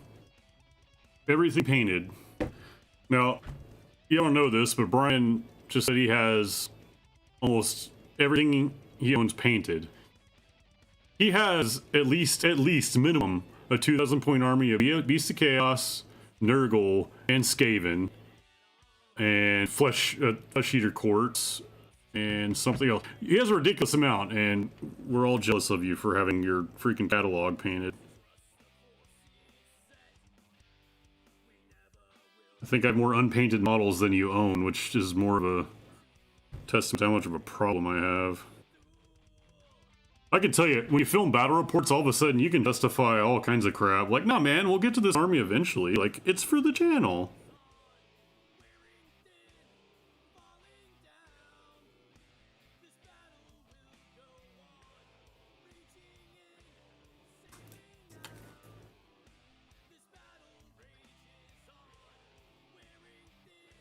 Helps that my wife plays too. Or hurts, depending on how you look at it.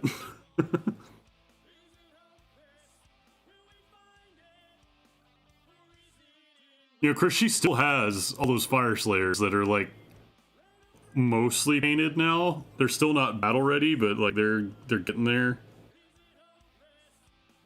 I think I lit a fire under on that though, because I went ahead and started painting Gotrek, and she wants to play. She's like, I don't care if it's good or not, but I just want to play a big beefy Dwarden list.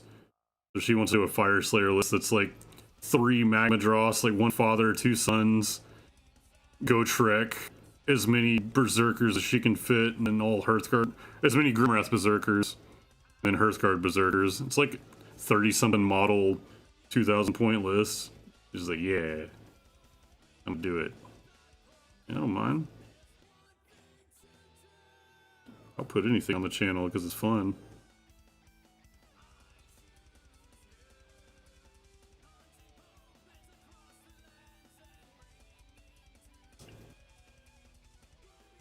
Grom, you have more unpainted models than a lot of shops. I am right there with you, sir. Yeah, me too. But I just, it's like the one thing I hoard is miniatures. I just can't let myself get rid of any of them. I haven't sold a single model. I've only bought or traded. But I do have a 40k army, even though I've only played like 3 games of 40k and have not played any of the 9th edition. I traded a drum set for like 6,000 points of Tyranids.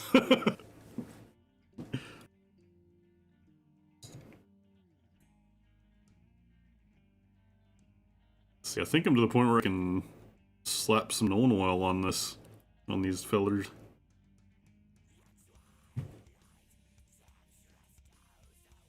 Be a second coat of contrast on the terrain down here. No water, no water.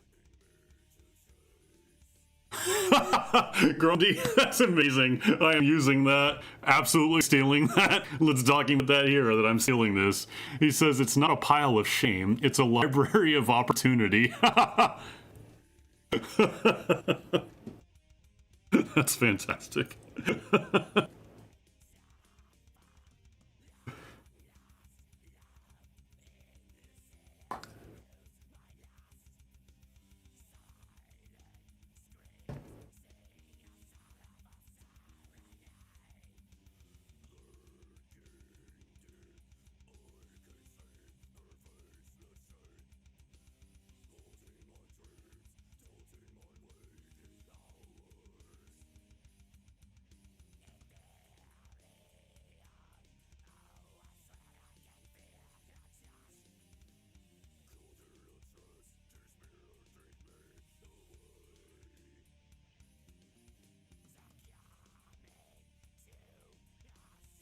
Yeah, I don't want to keep doing these streams when I paint. It will be consistent, but every time I paint, I'll do it. This is fun. I appreciate y'all coming in here and talking with me. Makes painting models much more enjoyable for me.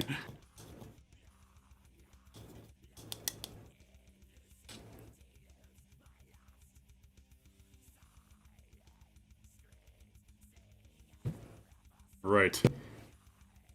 It's time for shading, ladies and gents.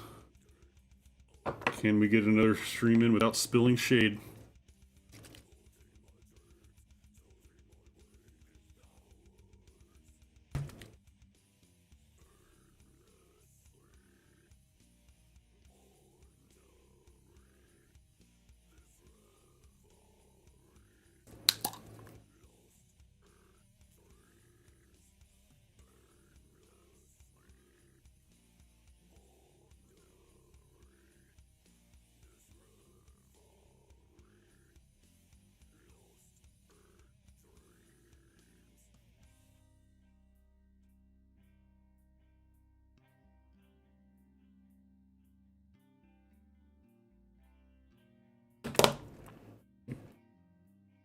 Right.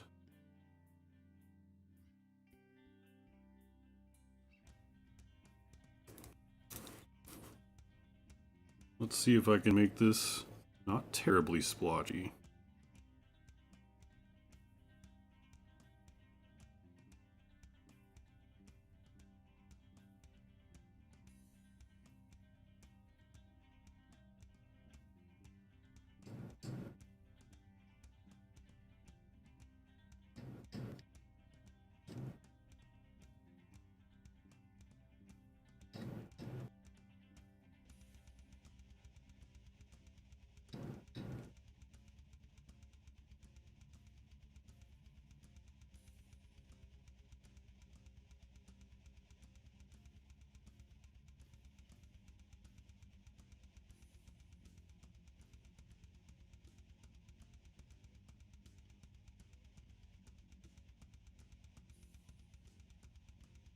Yeah, shade. Yeah, the stream stayed in the pot. That's right. I may have to get it out one more time, but we're looking good.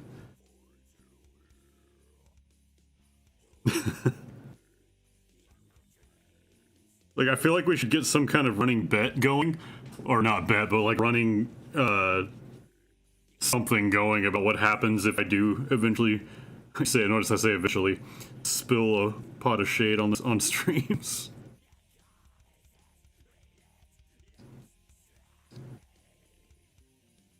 I should have to do something for that.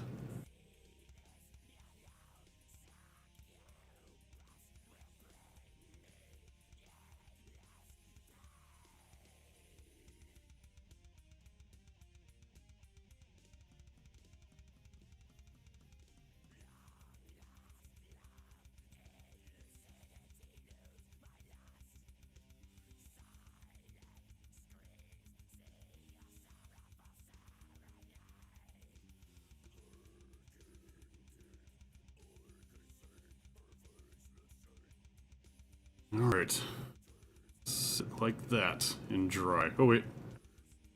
The blades! No, and the tassels. Oh, I'm out of shade.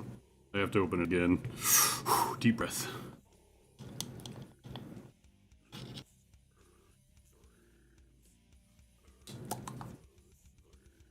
Got like an iron grip on this thing. Well, as iron as my grip can be.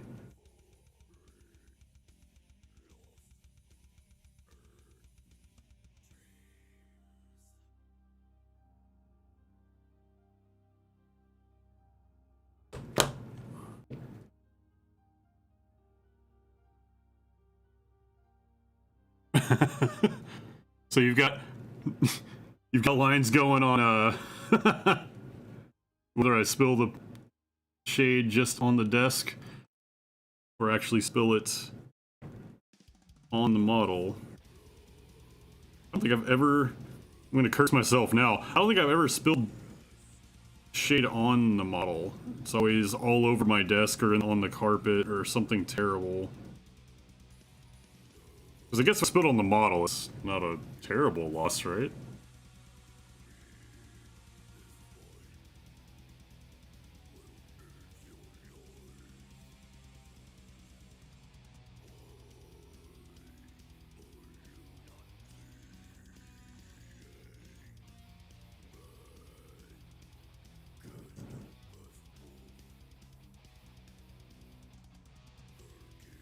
Ooh, it's a lot of shade. Spread, spread, spread!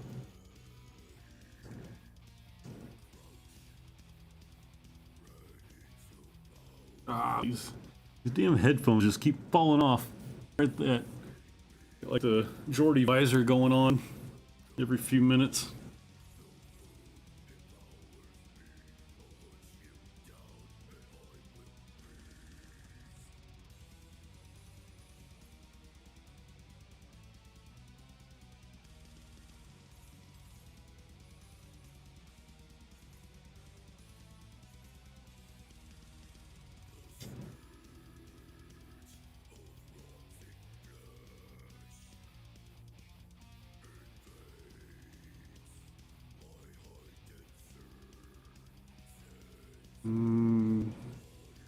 We're there. Oh, good. Front. All right.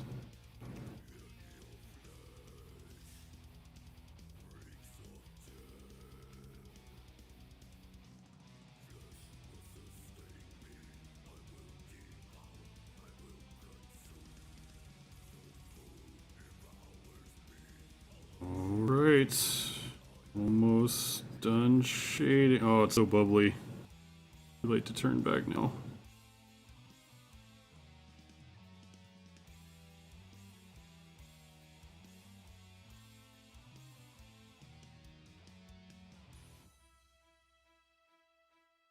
All right.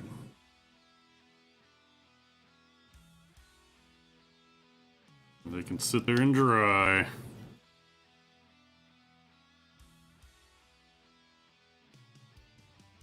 If I happen to feel if we're going to spill the paint on the model, you would appreciate my warning.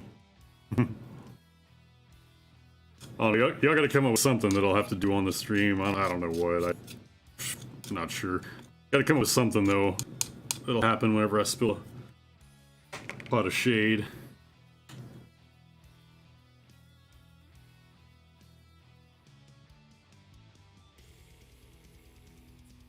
Okay.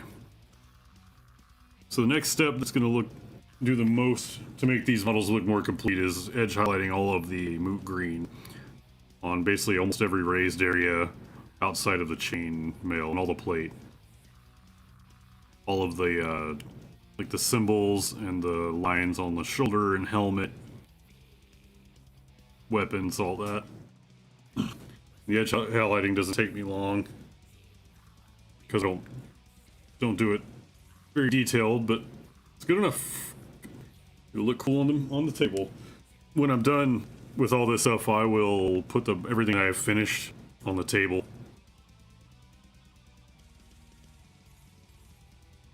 Oh my god, Brian, you say if I spill a pot, I have to switch what I'm painting, switch a list.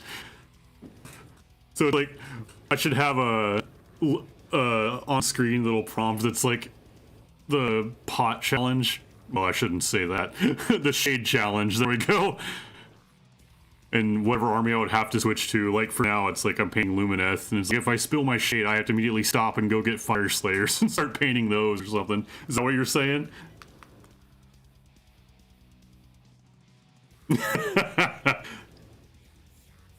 Alright.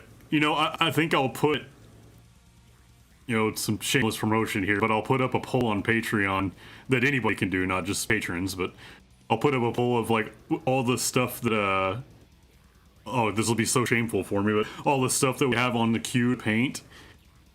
So people can pick, like, what the next shade challenge will be. Yeah, the pot challenge, goodbye ad revenue. Yeah. If I got any, it would be gone, but I don't get any. Grumdy, can't do that. I want to see the elves on the channel this year. That is a fair point.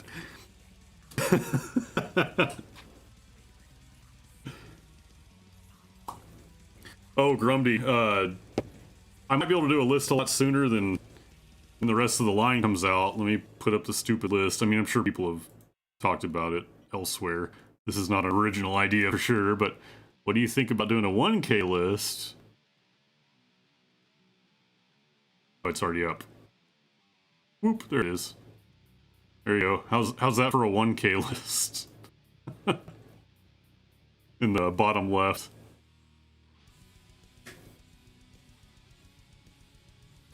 Oh, Brian, you're gonna bring me Seraphon paint? Yeah, that would be a true punishment for me. I would have fun painting them, but I'd be so angry painting Seraphon because I'm so mad at them right now.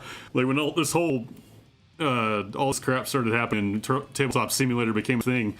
I swear I played for a month on Tabletop Simulator and stopped because every game I played was against Seraphon.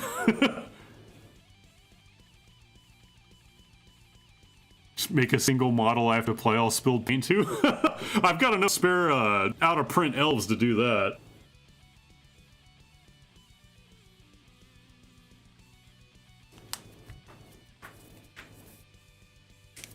Ugh, I don't like the sound of you bringing the Seraphon over, so that may have to be the one that goes first on the list.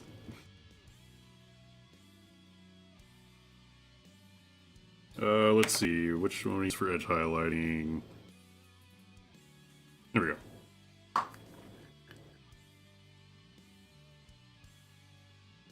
I'll edge highlight some moot green while the shade dries, because everywhere the moot green's going, I haven't shaded anything. Because in a true form of painting sacrilege, I don't shade the armor with the color change that I've sprayed on it. Because I don't want to mess it up.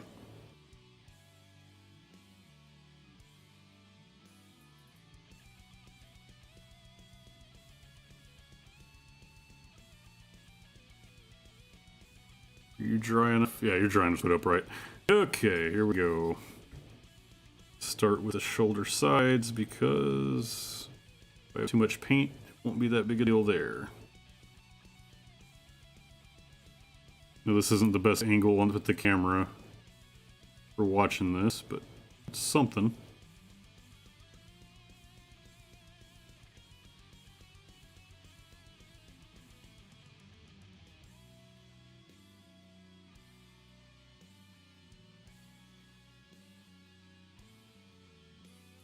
Ah, crap. Yeah, well, I'll go back over there with the layer.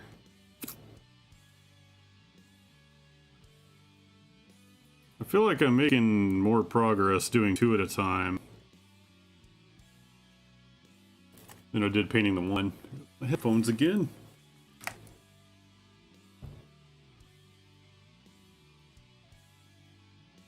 That 1K, VP says that 1K list is disgusting. Gotrek and Eltharion are just delete enemy leadership power pair.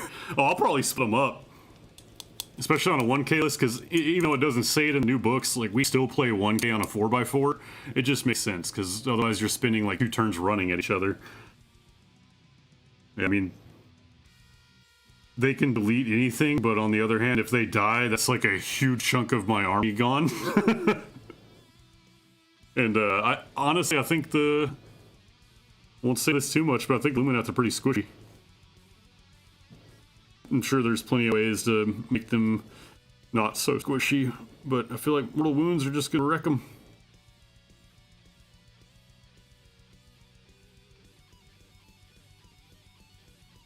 Of course, I'm kind of skewed on that, because I feel like mortal wounds wreck anything that's not Phoenix Temple, because I'm spoiled as crap playing them so much for like 2 years now.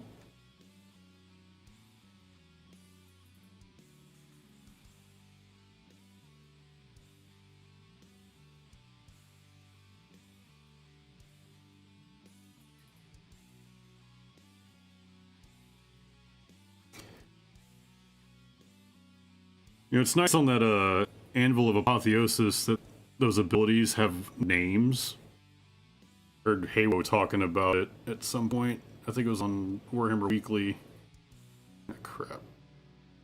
Got a loose strand on my brush. Good thing I'm not edge highlighting. Oh, wait. But anyway, the Anvil of Apotheosis, how it has, like, ignoring wounds and mortal wounds is called Ward. And, like, exploding 6s to hit is called Frenzy. How far away do you think we are from having generic names for abilities like that? So a word scroll will just say Frenzy 6 up or Ward 4 up. I mean, it can save a lot of space on word scrolls.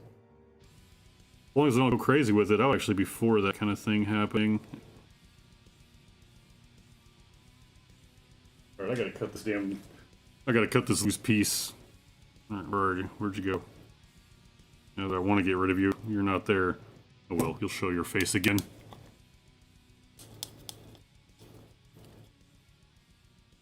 BB says, I think they are squishy, referring to Lumineth Realm Wards, but I think they may also be a bit deceptively tanky if you use the Ether Quartz right.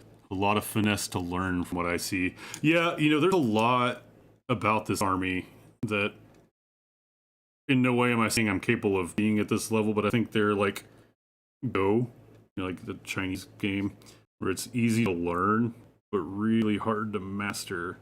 But once they're mastered, they're going to be a force to be reckoned with. I've heard a lot of people mention Teclis as a trap, even though he's got insanely powerful abilities. But I feel like he's also really good just guaranteeing so many of the powerful spells to go off. It's just, you know, a lot of points to have a buff bot. 660. And he's no Nagash or anything. Ugh, I just don't know. I'm just gonna have to play games, and I'm just gonna learn on camera, probably. I'm sure I'll get a few games in with Jonah at the card shop games beforehand, but I've gotten to the point where I hate playing, don't hate, but I get to the point where I feel weird playing a game and not recording it. Because I'm like, right here, gotten to the point where it doesn't take much longer to record than it does just play. So why not just record? I mean, if we get a bunch of rules wrong and stuff, the internet will be fine with that, right? Oh.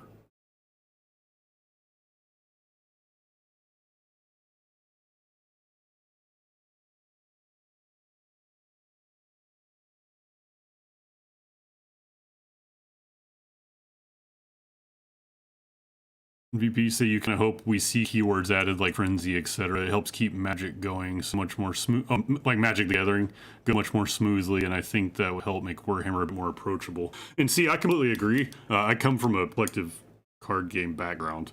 You know, started with Magic and then into Legend of the Five Rings, and all that stuff has keywords. It's really easy to learn, and it makes it a lot cleaner. I mean, especially because there's, I mean, you can even keep the flavor names of all the different abilities, and it could be like, you know, like for Phoenix, simple example, their word save is called Witness to Destiny. And you could just say Witness to Destiny, have your flavor text, and then just put 4-up word save and have bold word.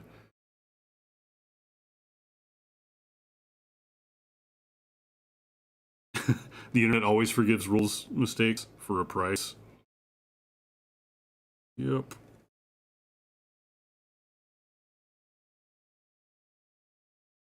Man, can't wait to be able to run a tournament again. I was able to run one tournament before coronavirus took it all out of commission. And I got hooked instantly on that. It was so much fun to run it. Apparently it's fun for my wife too, because she was like, you know what, next tournament, I want to run it, and you can just play in it. And I was like, that's even better! Man, once all this junk blows over, I'm definitely running another tournament. First one I did was 1K. I'm going to go ahead and jump up and do 2K tournaments, because I got comfortable with that just after the one. I sure miss it. One of these days, I want to make the trek out to Texas Toy Soldier, go to the tournaments they used to have once they start having them on the regular again, too. I should at least experience that once, seeing as I spam the freaking Discord all the time. I could at least show up to shop that y'all all go to, right? Yeah, Grumdy, I completely agree. That's the thing I was kind of getting at, is Lumineth have so much control. I think Lumineth, since we're talking about Magic a little bit, I feel like Lumineth are the blue deck of Warhammer, Age of Sigmar right now. I really think that the capability, with the ability to give the spell that makes you spend 2 points instead of 1 on command points, that's insane. And with the Stone guys being able to push you off objectives, and like, I don't know, there's just so much control throughout the army that, yeah, I am freaking excited about that. I love control stuff, which means people hate playing me in games when I do it, but it's when I played Magic, I played blue decks. When I played Legend of the Five Rings, for anybody that may get the reference of the old stuff, I played Sonner decks. Now, looks like Lumineth may get to fill that role for me.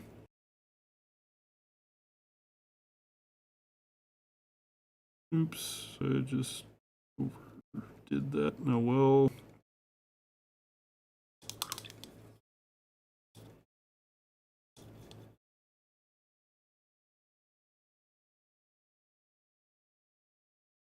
Yeah, there's a lot of shooting. Well, you know, it's funny for me saying there's a lot of shooting because I've been playing Vanguard since the first year of, well, since Vanguard released, I think, about.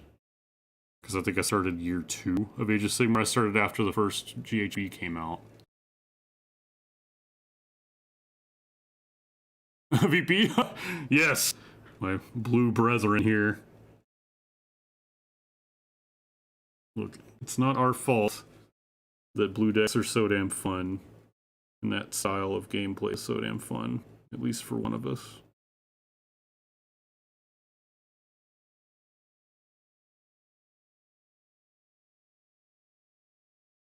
Actually, my wife doesn't record as much as we could.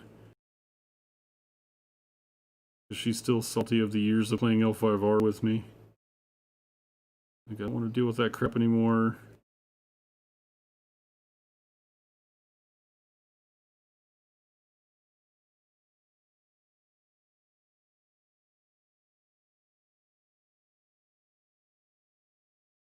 And what's funny, since you know what we're talking about here, I haven't played Magic in years, but when I did, I was the worst of blue players. I love playing mill decks.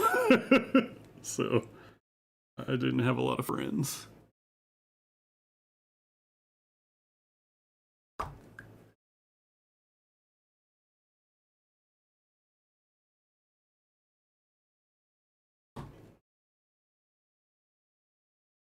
Yeah, it's not my fault you don't get to summon creatures, play spells, or have a board. Look, we're playing the game. I'm playing cards, you're watching me, it's a great time.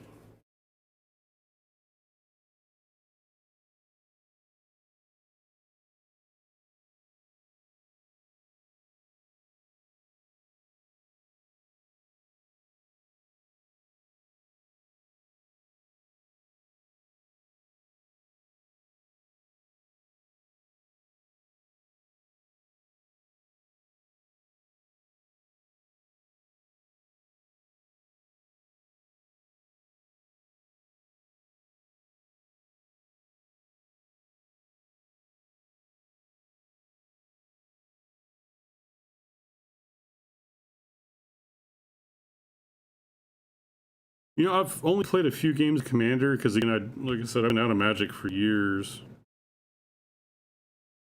But it looks really fun. That style looks like a lot of fun. It's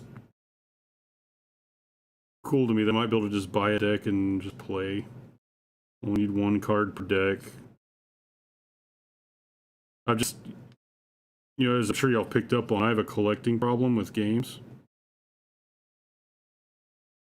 And ironically, with Warhammer, I truly think that wargaming is cheaper than collective card gaming. Because you can buy, if you have control, which none of us do, but theoretically, if you had control, you could buy one army for like around $300 and play it for a decade.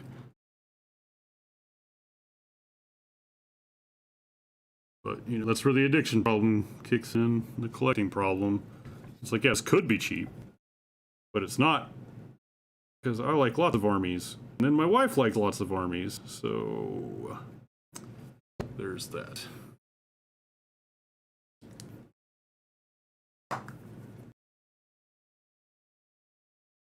We own so many armies that haven't been on the channel yet. They'll get there eventually. I figure at least we have all this backlog, and it'll stay fresh. Yeah, I agree, VP. Commander looks a lot more fun than it appeared to be just by having it pitched to me at first.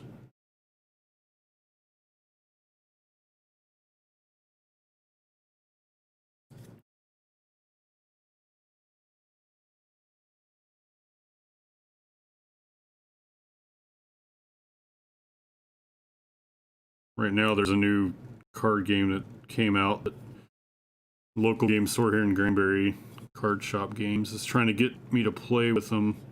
It's called, oh, what is it called?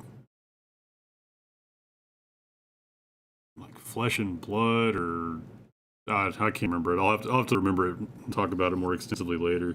Maybe I'll get them to teach it to me and talk about it later. Have a stream about Sigmar and talk about other games. Streamception.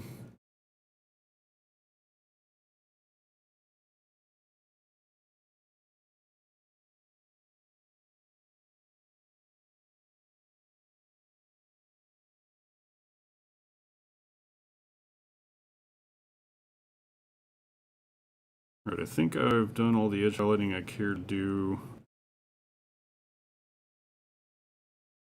I don't know if this comes across right, but it's bad.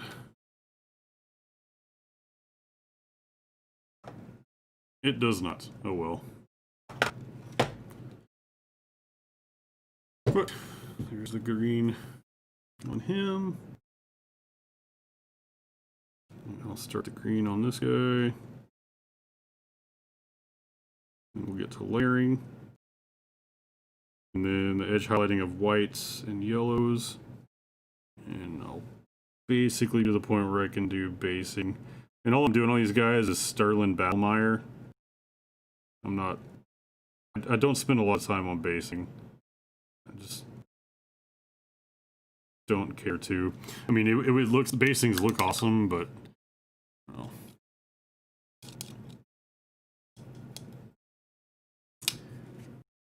Well, it has something, it's better than nothing.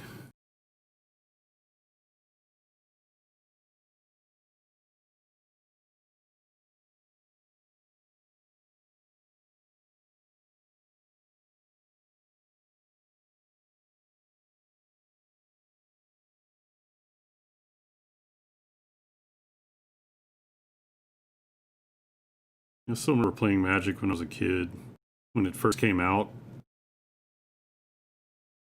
God, I think there's a local place that even was around when I was a kid. The Gen X Comics. It used to be on a street called Industrial Boulevard, pretty sure. But my dad, in the summers, would just like drop me off there in the morning and come get me at clothing. I would just sit there all day on summer break playing Magic.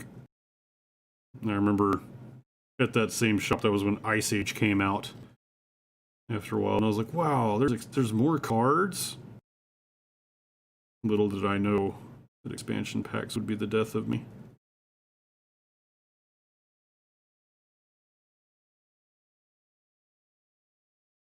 think I was in middle school, somewhere around there, maybe just before when Magic came out. Maybe it was before. It had to have been around. I don't know. I don't actually remember what year Magic came out. Battlemire Ingress. That's right, VP. That's what I'm going with too. I do the Sterling Battlemire, and then I do a little dry brushing eventually with Shabdi Bone. Just a real light dry brush. And then yeah, I'll eventually add some tufts. Grumdy, what is Jester's? Oh, Jester's Cap. Never mind. You're talking about Magic card Jester's Cap. It's been a while.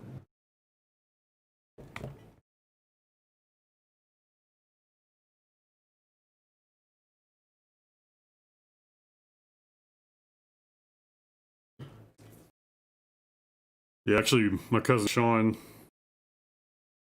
and his brother Pat, so both my cousins, we played so much, and we would always get into so many fights because his brother had a Lord of the Pit, and we just thought that was the end all of all cards at the time. He always seemed to draw it at the perfect time.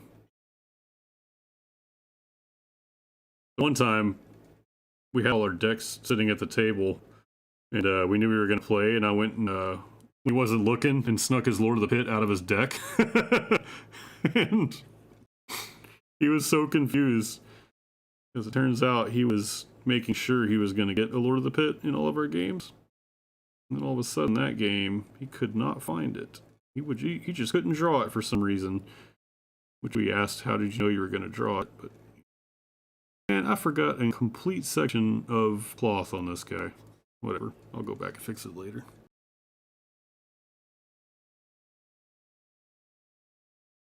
If you had a Jester's Cap, you were automatically the coolest kid in 2nd grade. That's awesome. Y'all give me some nostalgia here.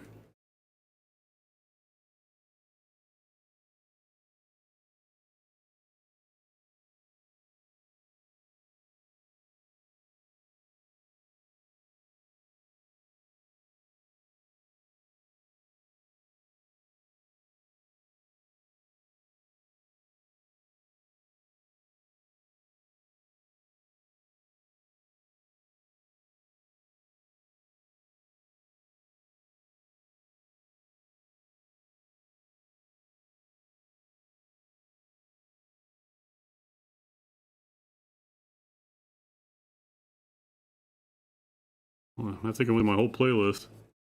Must mean it's been an hour and 45 minutes. This is a lot farther I got on 2 models than I did on the 1. About the same amount of time. Pretty happy. Guess I could kick the music back on. It does help me.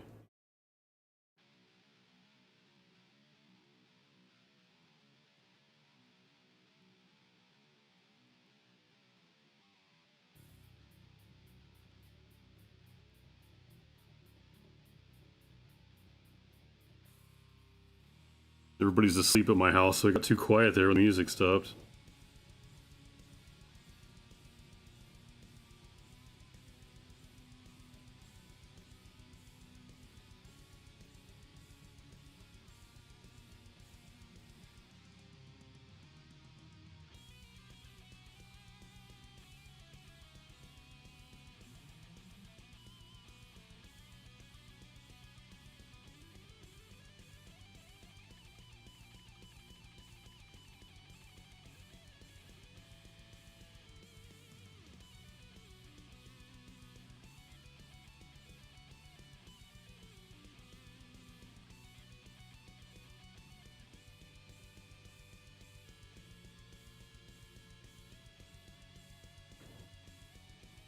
Oh, his helmet. I forgot his helmet.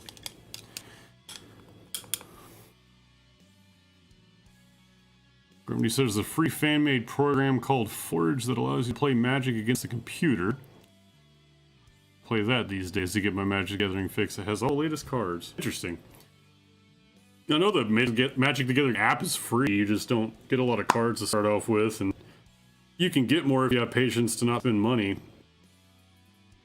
I played that for a while, but I just got tired of it. I'm still salty that the Warhammer Age of Sigmar Champions card game didn't take off and they stopped printing cards and went all digital.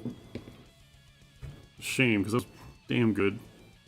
Ultimately, I'm happy because that's the last thing I need is to start collecting card games again, but still.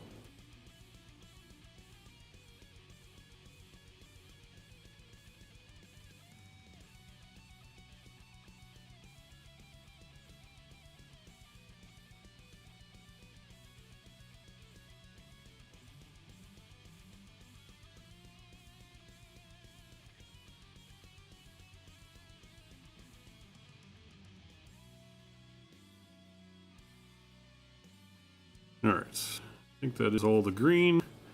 Now I can start layering yellow and white. And, ooh, real quick, I will put, I use Agrax Earthshade on the terrain features that are dirt, and Skeleton Horde on any of the building features. Do I have Agrax? I do. Barely have enough to spill.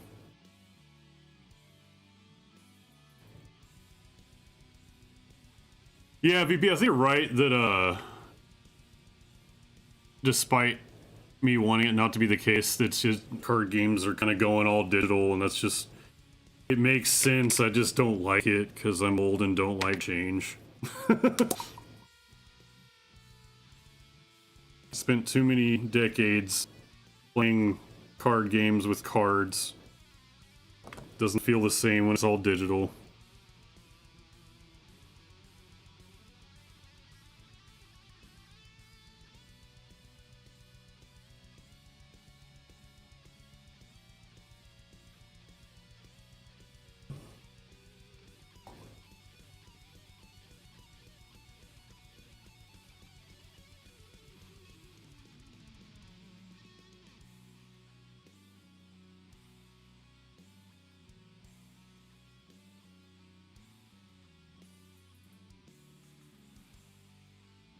There we go. There's some shaded terrain, and the Sterland will pick up the rest. Am I saying that right? Sterland? Sterland, yeah, Sterland Battlemire. Okay.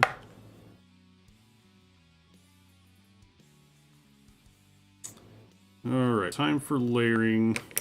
Start with the yellow. I just go back over the Averland Sunset with Averland Sunset and back over the Celestial Gray with Celestial Gray. And then do some edge highlighting with Flash gets yellow on the yellow and White Scar on the white. And then they'll be ready to put the basing on. That'll be as far as they go for my first round of Tabletop Ready. And after that I can go back whenever I feel like it to put more detail on the quartz gems and anything else I want to do.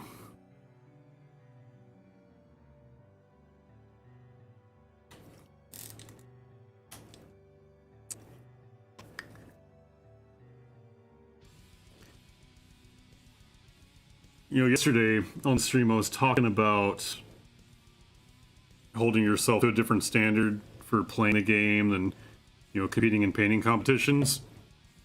And completely unrelated, but wonderful timing, Vince Venturella put out a video today that is literally tabletop versus display board versus like pro painting styles and what to go for.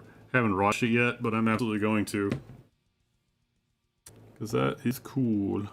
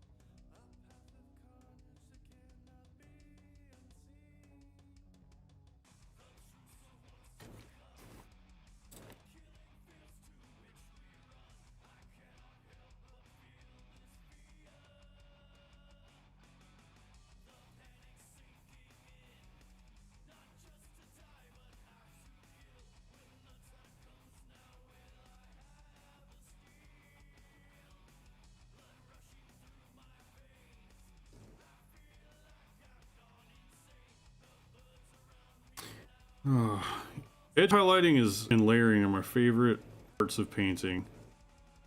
I don't know why they're... I guess it's because you see the most... For me, I feel like you see the most change in the detail of the model. And once you get over the intimidation factor, it's actually not that difficult to do. I never thought I'd have steady enough hand to do it, but... You notice I brace my pinky on a lot of stuff, and that really helps balance my hands. So I don't have any shake. My elbows, both my elbows are on the table, and both my pinkies are bracing something.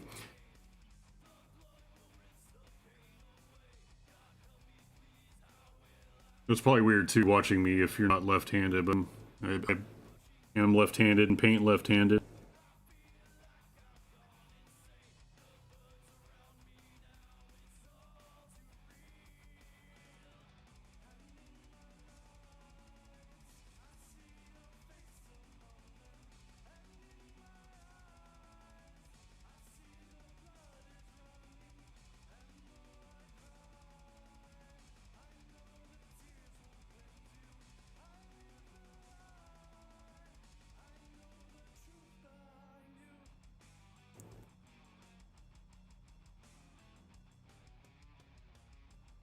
Damn, you saw Vince's video and you think he said his competition models take him 100 hours sometimes? Good lord. That mean, I believe it, but Jesus.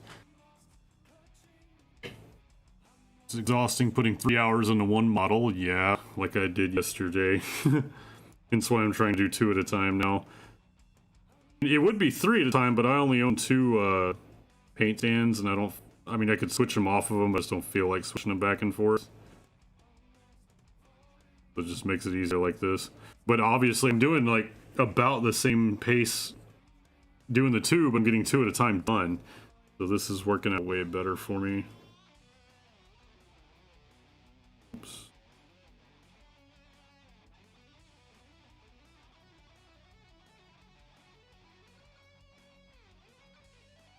What else are you saying? You watch Hobby Cheating every weekend. Video series taught you how to paint more or less. That's awesome. The longest time I didn't know he even had that kind of stuff out. I thought it was just Warhammer Weekly.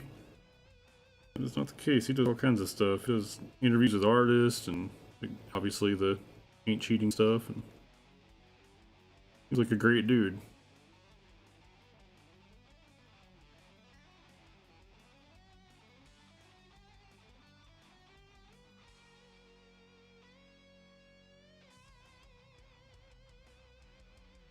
Everything I do is a lazy version of Warhammer TV tutorials.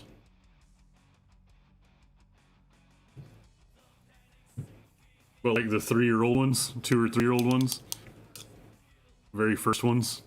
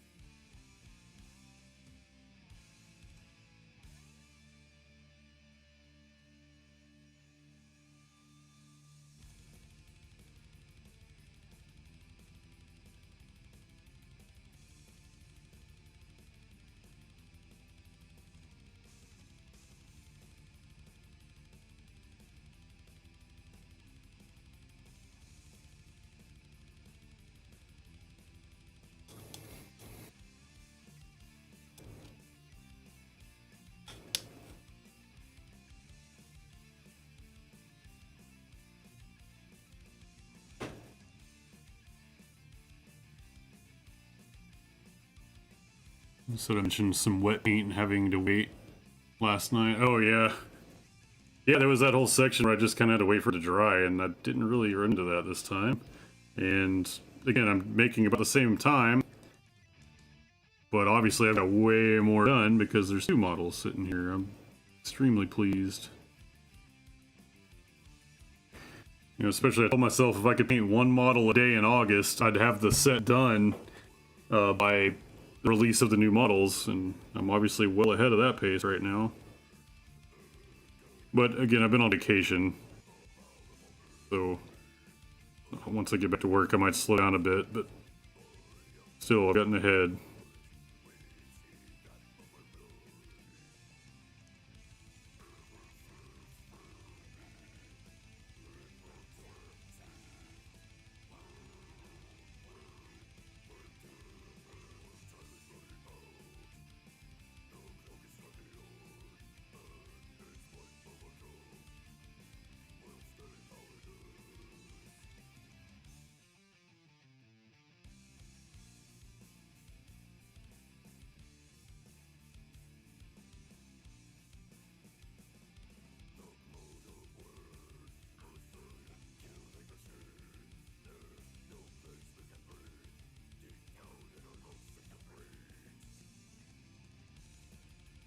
Alright, yellow layering done. On to whites. We are getting danger close to putting basing on these guys and calling them good for the evening. Because I'm still not sure what I'm going to do with the sun metal blade tips. I'm just going to leave it for when I know what to do.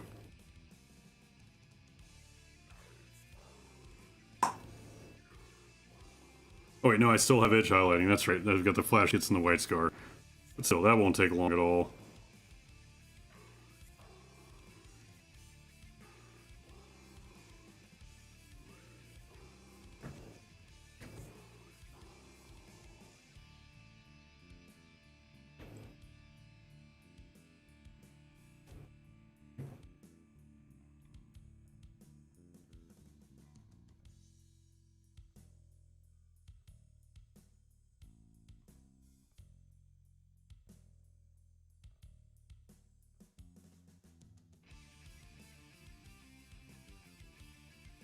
Gonna wipe off my excess paint on the top part of the frill, and then just barely come down, keep swiping until I eventually make contact.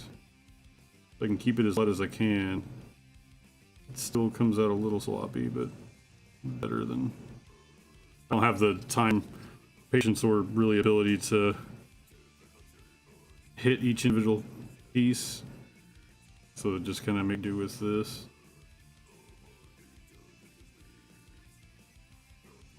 All the tassels, just kind of lightly slap a bit of them.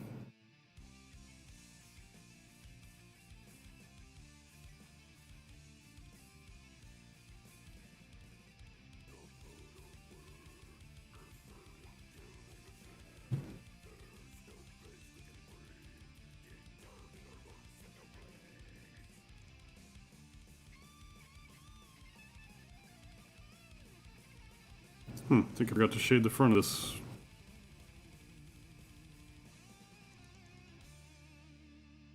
It's gotten so thin a paint I can kind of dry brush this part and get it right. Yeah.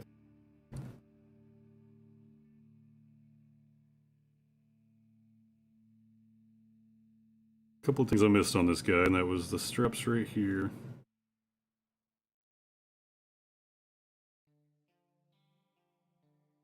Get that. Hit what I want to hit elsewhere. And I'll go back and put the shade on there that I missed.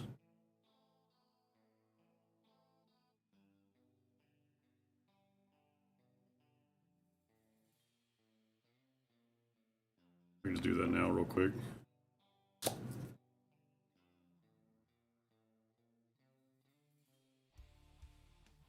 Need much.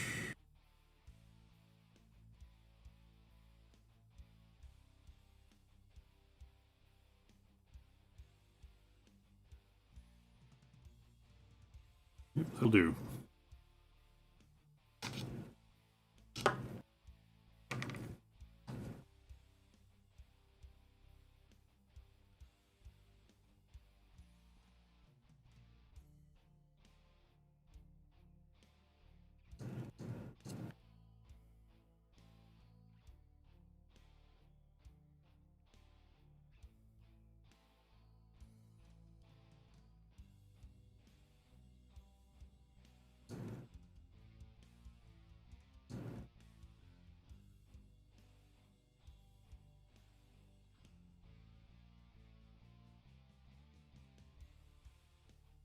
First, now I need to let that dry. But that's okay, because I can let that shade dry. I can get my flash gets yellow and hit the trim on the robes. And then go back and finish up the Celestial Gray on the plume, and then white scar the rest of it. And then put on a basing.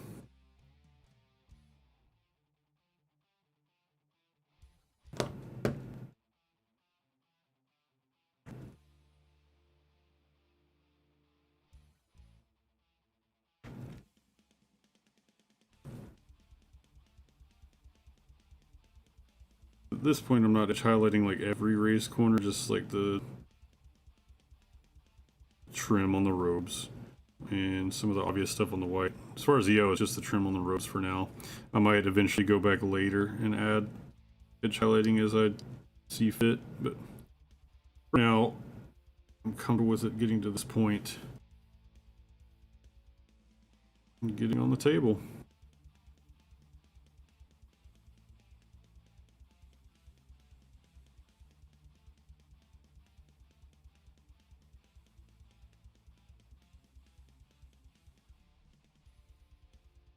There we go, that's all the yellow for that guy.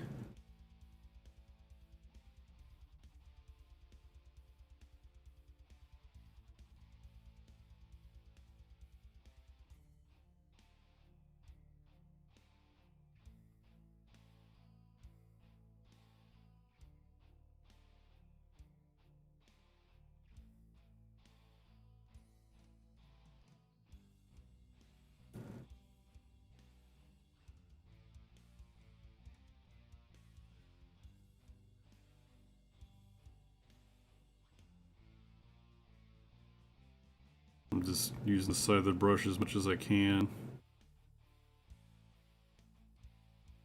where I can't. Try to go straight down with the tip as well as I can. There we go. Move to this guy with the white scar.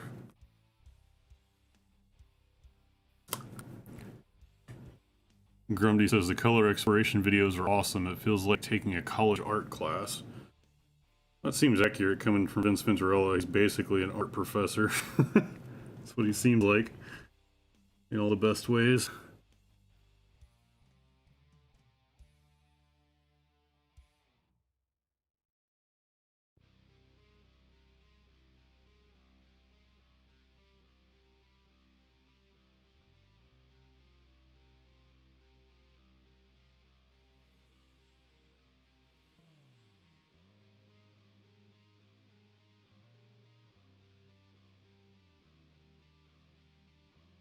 I'm not going crazy at all with my edge highlighting here.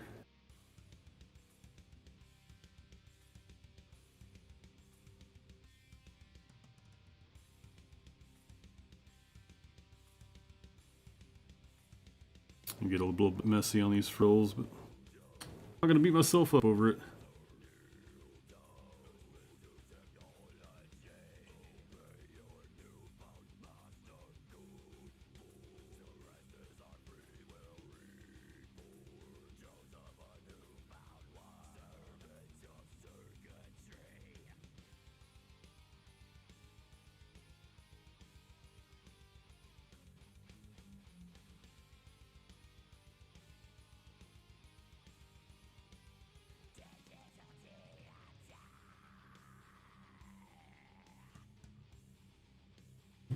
Alright, that guy's as ready as he ever will be. Erlen Battlemire.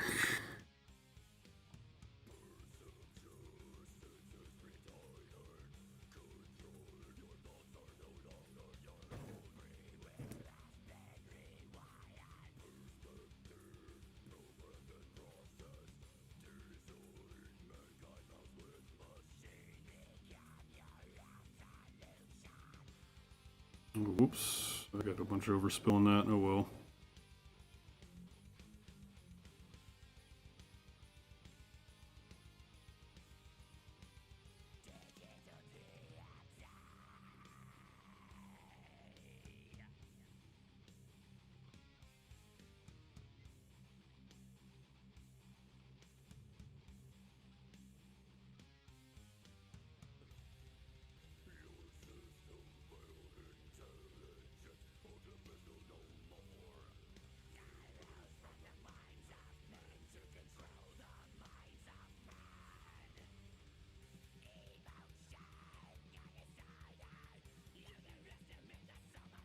Okay. I am going to put some basing on these guys. And then I'll put everything that I have finished out on the table so you can see, not great detail because I can't seem to get my lighting right, but at least see what I have done so far.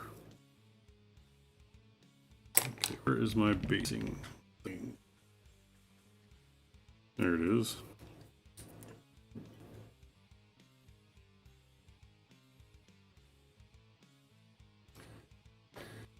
Alright. Sterling Battlemire.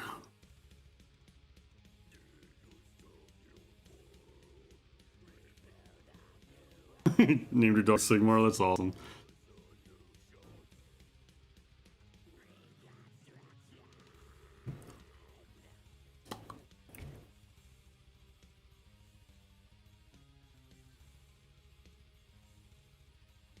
It's funny because I imagine you could fool him by throwing a hammer too.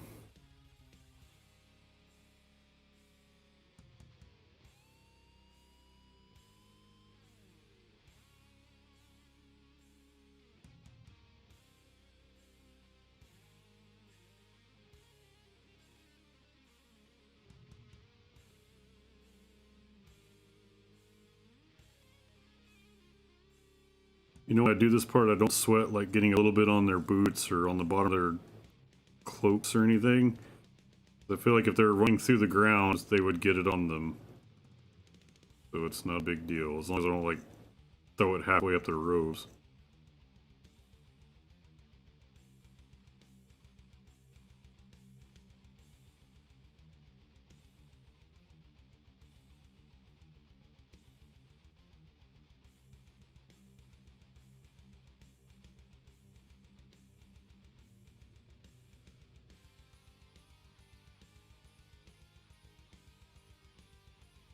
Go.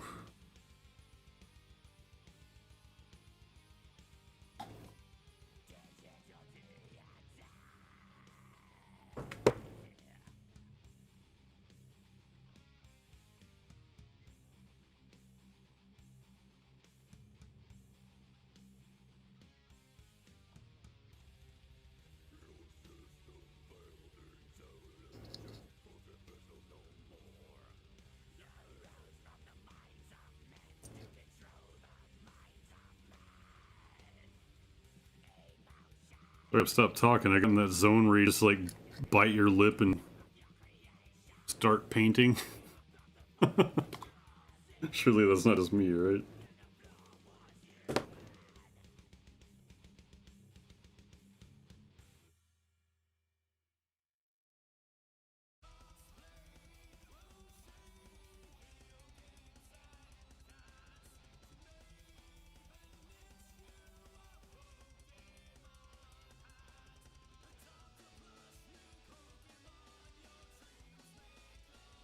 Alright. There we go.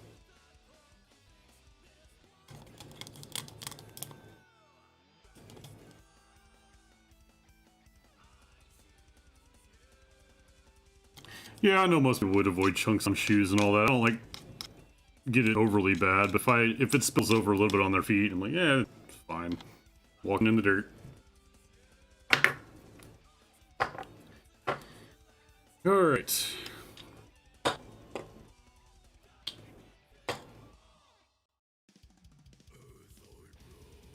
Here we go. Let's get everything out. Let's see, where's a good spot? Camera to be.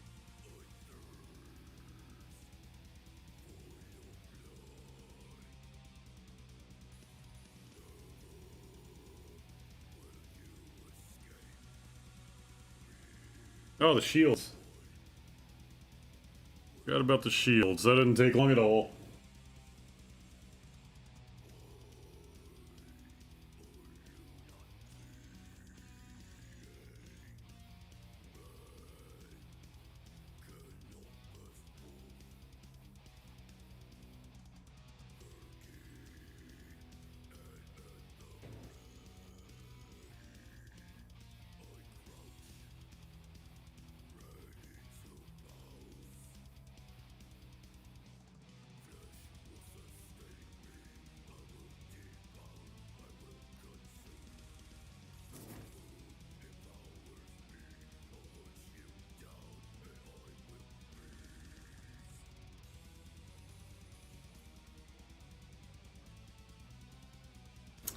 Alright, so I did get about the shields, but they don't take long.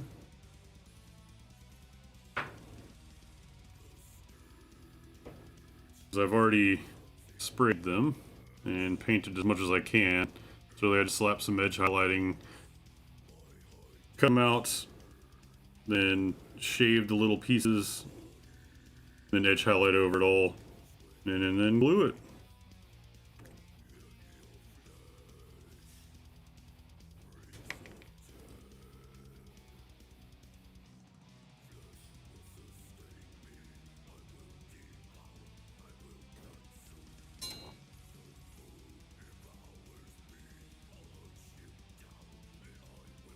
See, I did this stuff off camera last night. Mostly because I forgot, to be honest.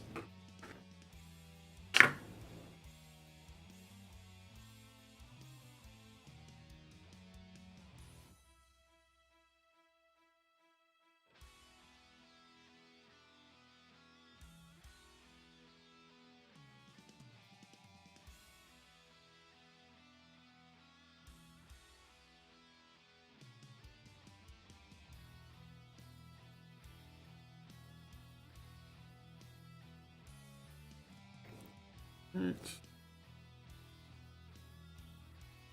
Oh, you attach your shields before painting? Yeah, since I knew I had some time to paint these guys, I went ahead and sub-assembled, and I am very glad. Oh crap! Very glad I sub-assembled because, as you can see, it makes it way easier to get to stuff on these guys.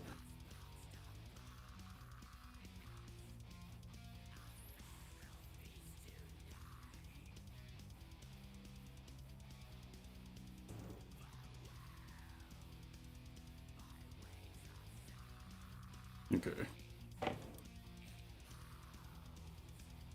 just need some mute green, do some quick edge highlighting on these shields, and then I will go and scrape off the parts that make contact so it's plastic again, and glue them on with plastic glue instead of super glue.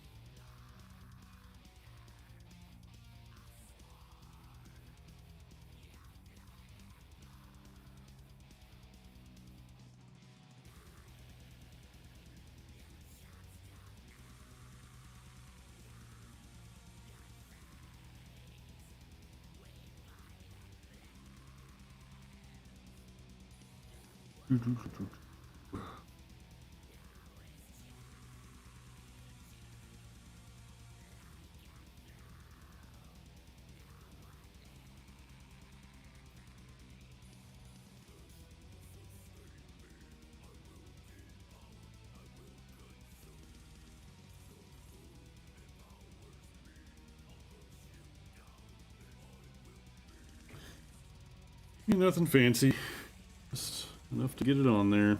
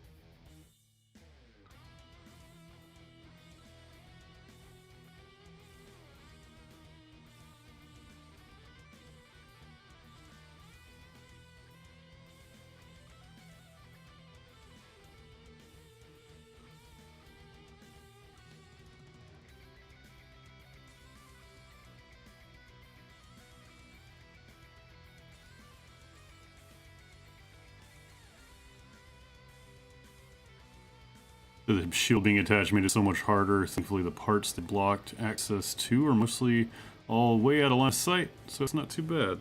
Yeah, that is a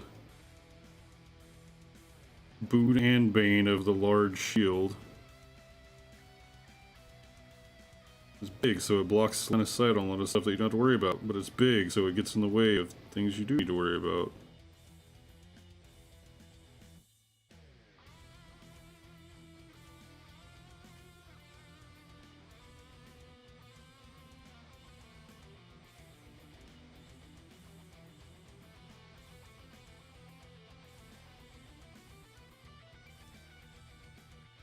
Alright, that is pretty much good enough. So, since he's already sprayed, I just gotta take my razor and go inside the little notch. Just use the tip to scrape the paint back off of it. And then on the raised part of the notch, just to expose more plastic. To help the plastic glue actually adhere to something and melt. And then go to the model and the little spot on their arm. Do the flat area, then a little bit of the sides.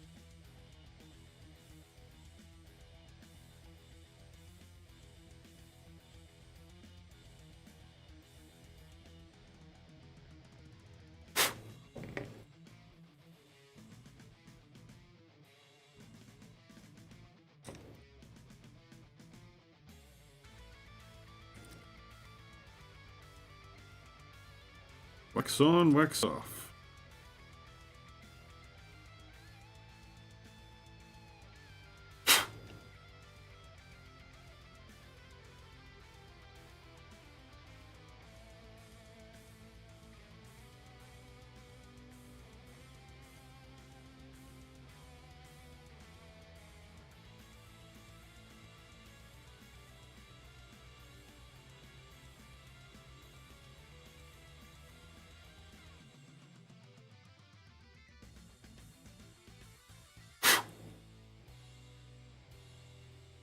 Now for the glue.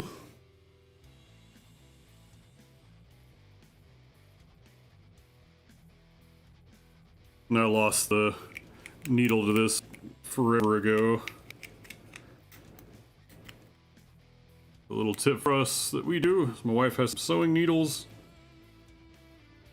Take them and stab them into it.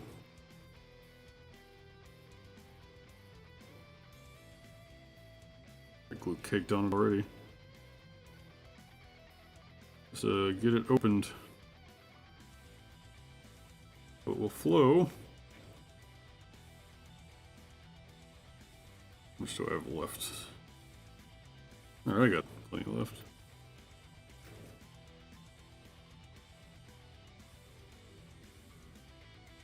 I'll probably make so many hobbyists cringe if they watch how I do all this stuff.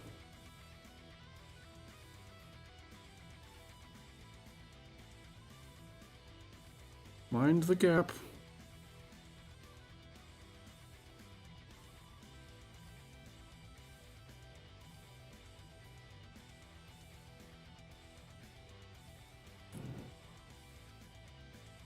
Good notch. Slip and hold.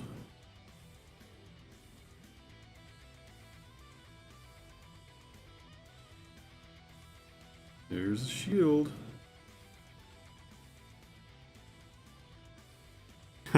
Dude, the sewing needles work so well for this. This glue lasts forever if you use that.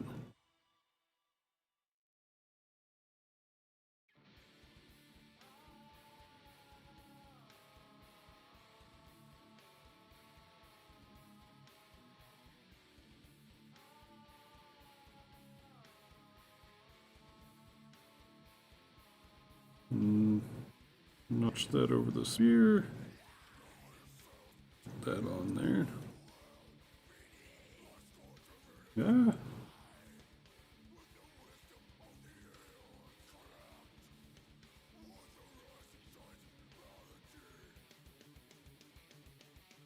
Getting this in the stick as well.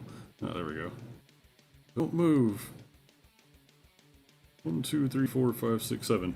Hey, I only have 3 more to go for my wardens, and then it's on to the Dawn Riders. Ugh.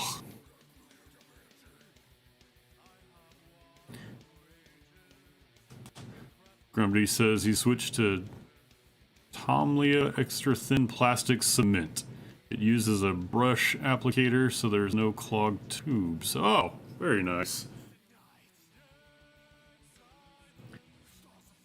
So in case you haven't seen the scale, here is an anointed on foot, or I guess Caradrian, or whatever his name was from fantasy.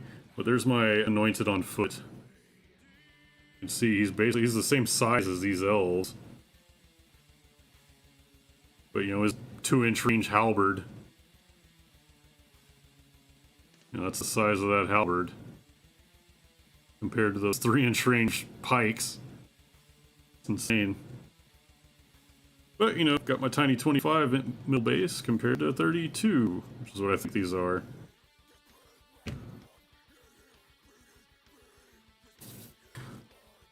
Well, awesome. I don't know when I'll be able to finish these next 3, but I may try to just do the next 3 the next time I stream.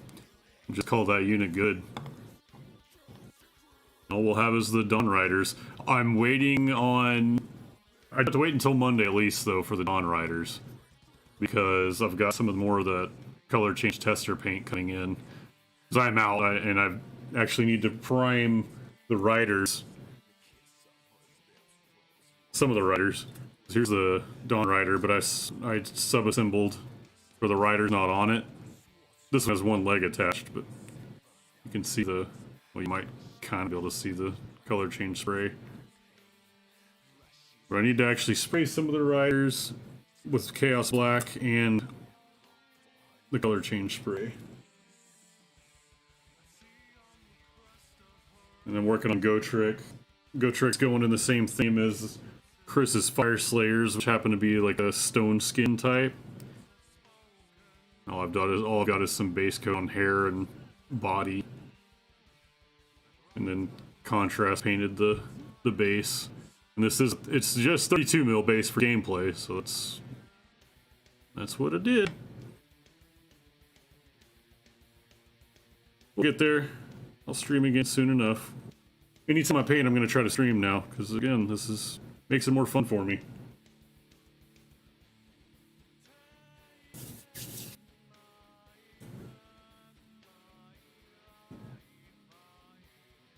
Two-inch range halberds, 3-inch range Lumineth are just trying to make up for something.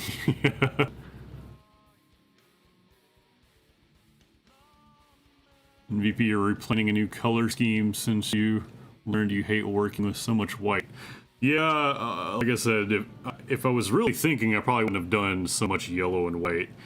But too late now, and I'm already this far in.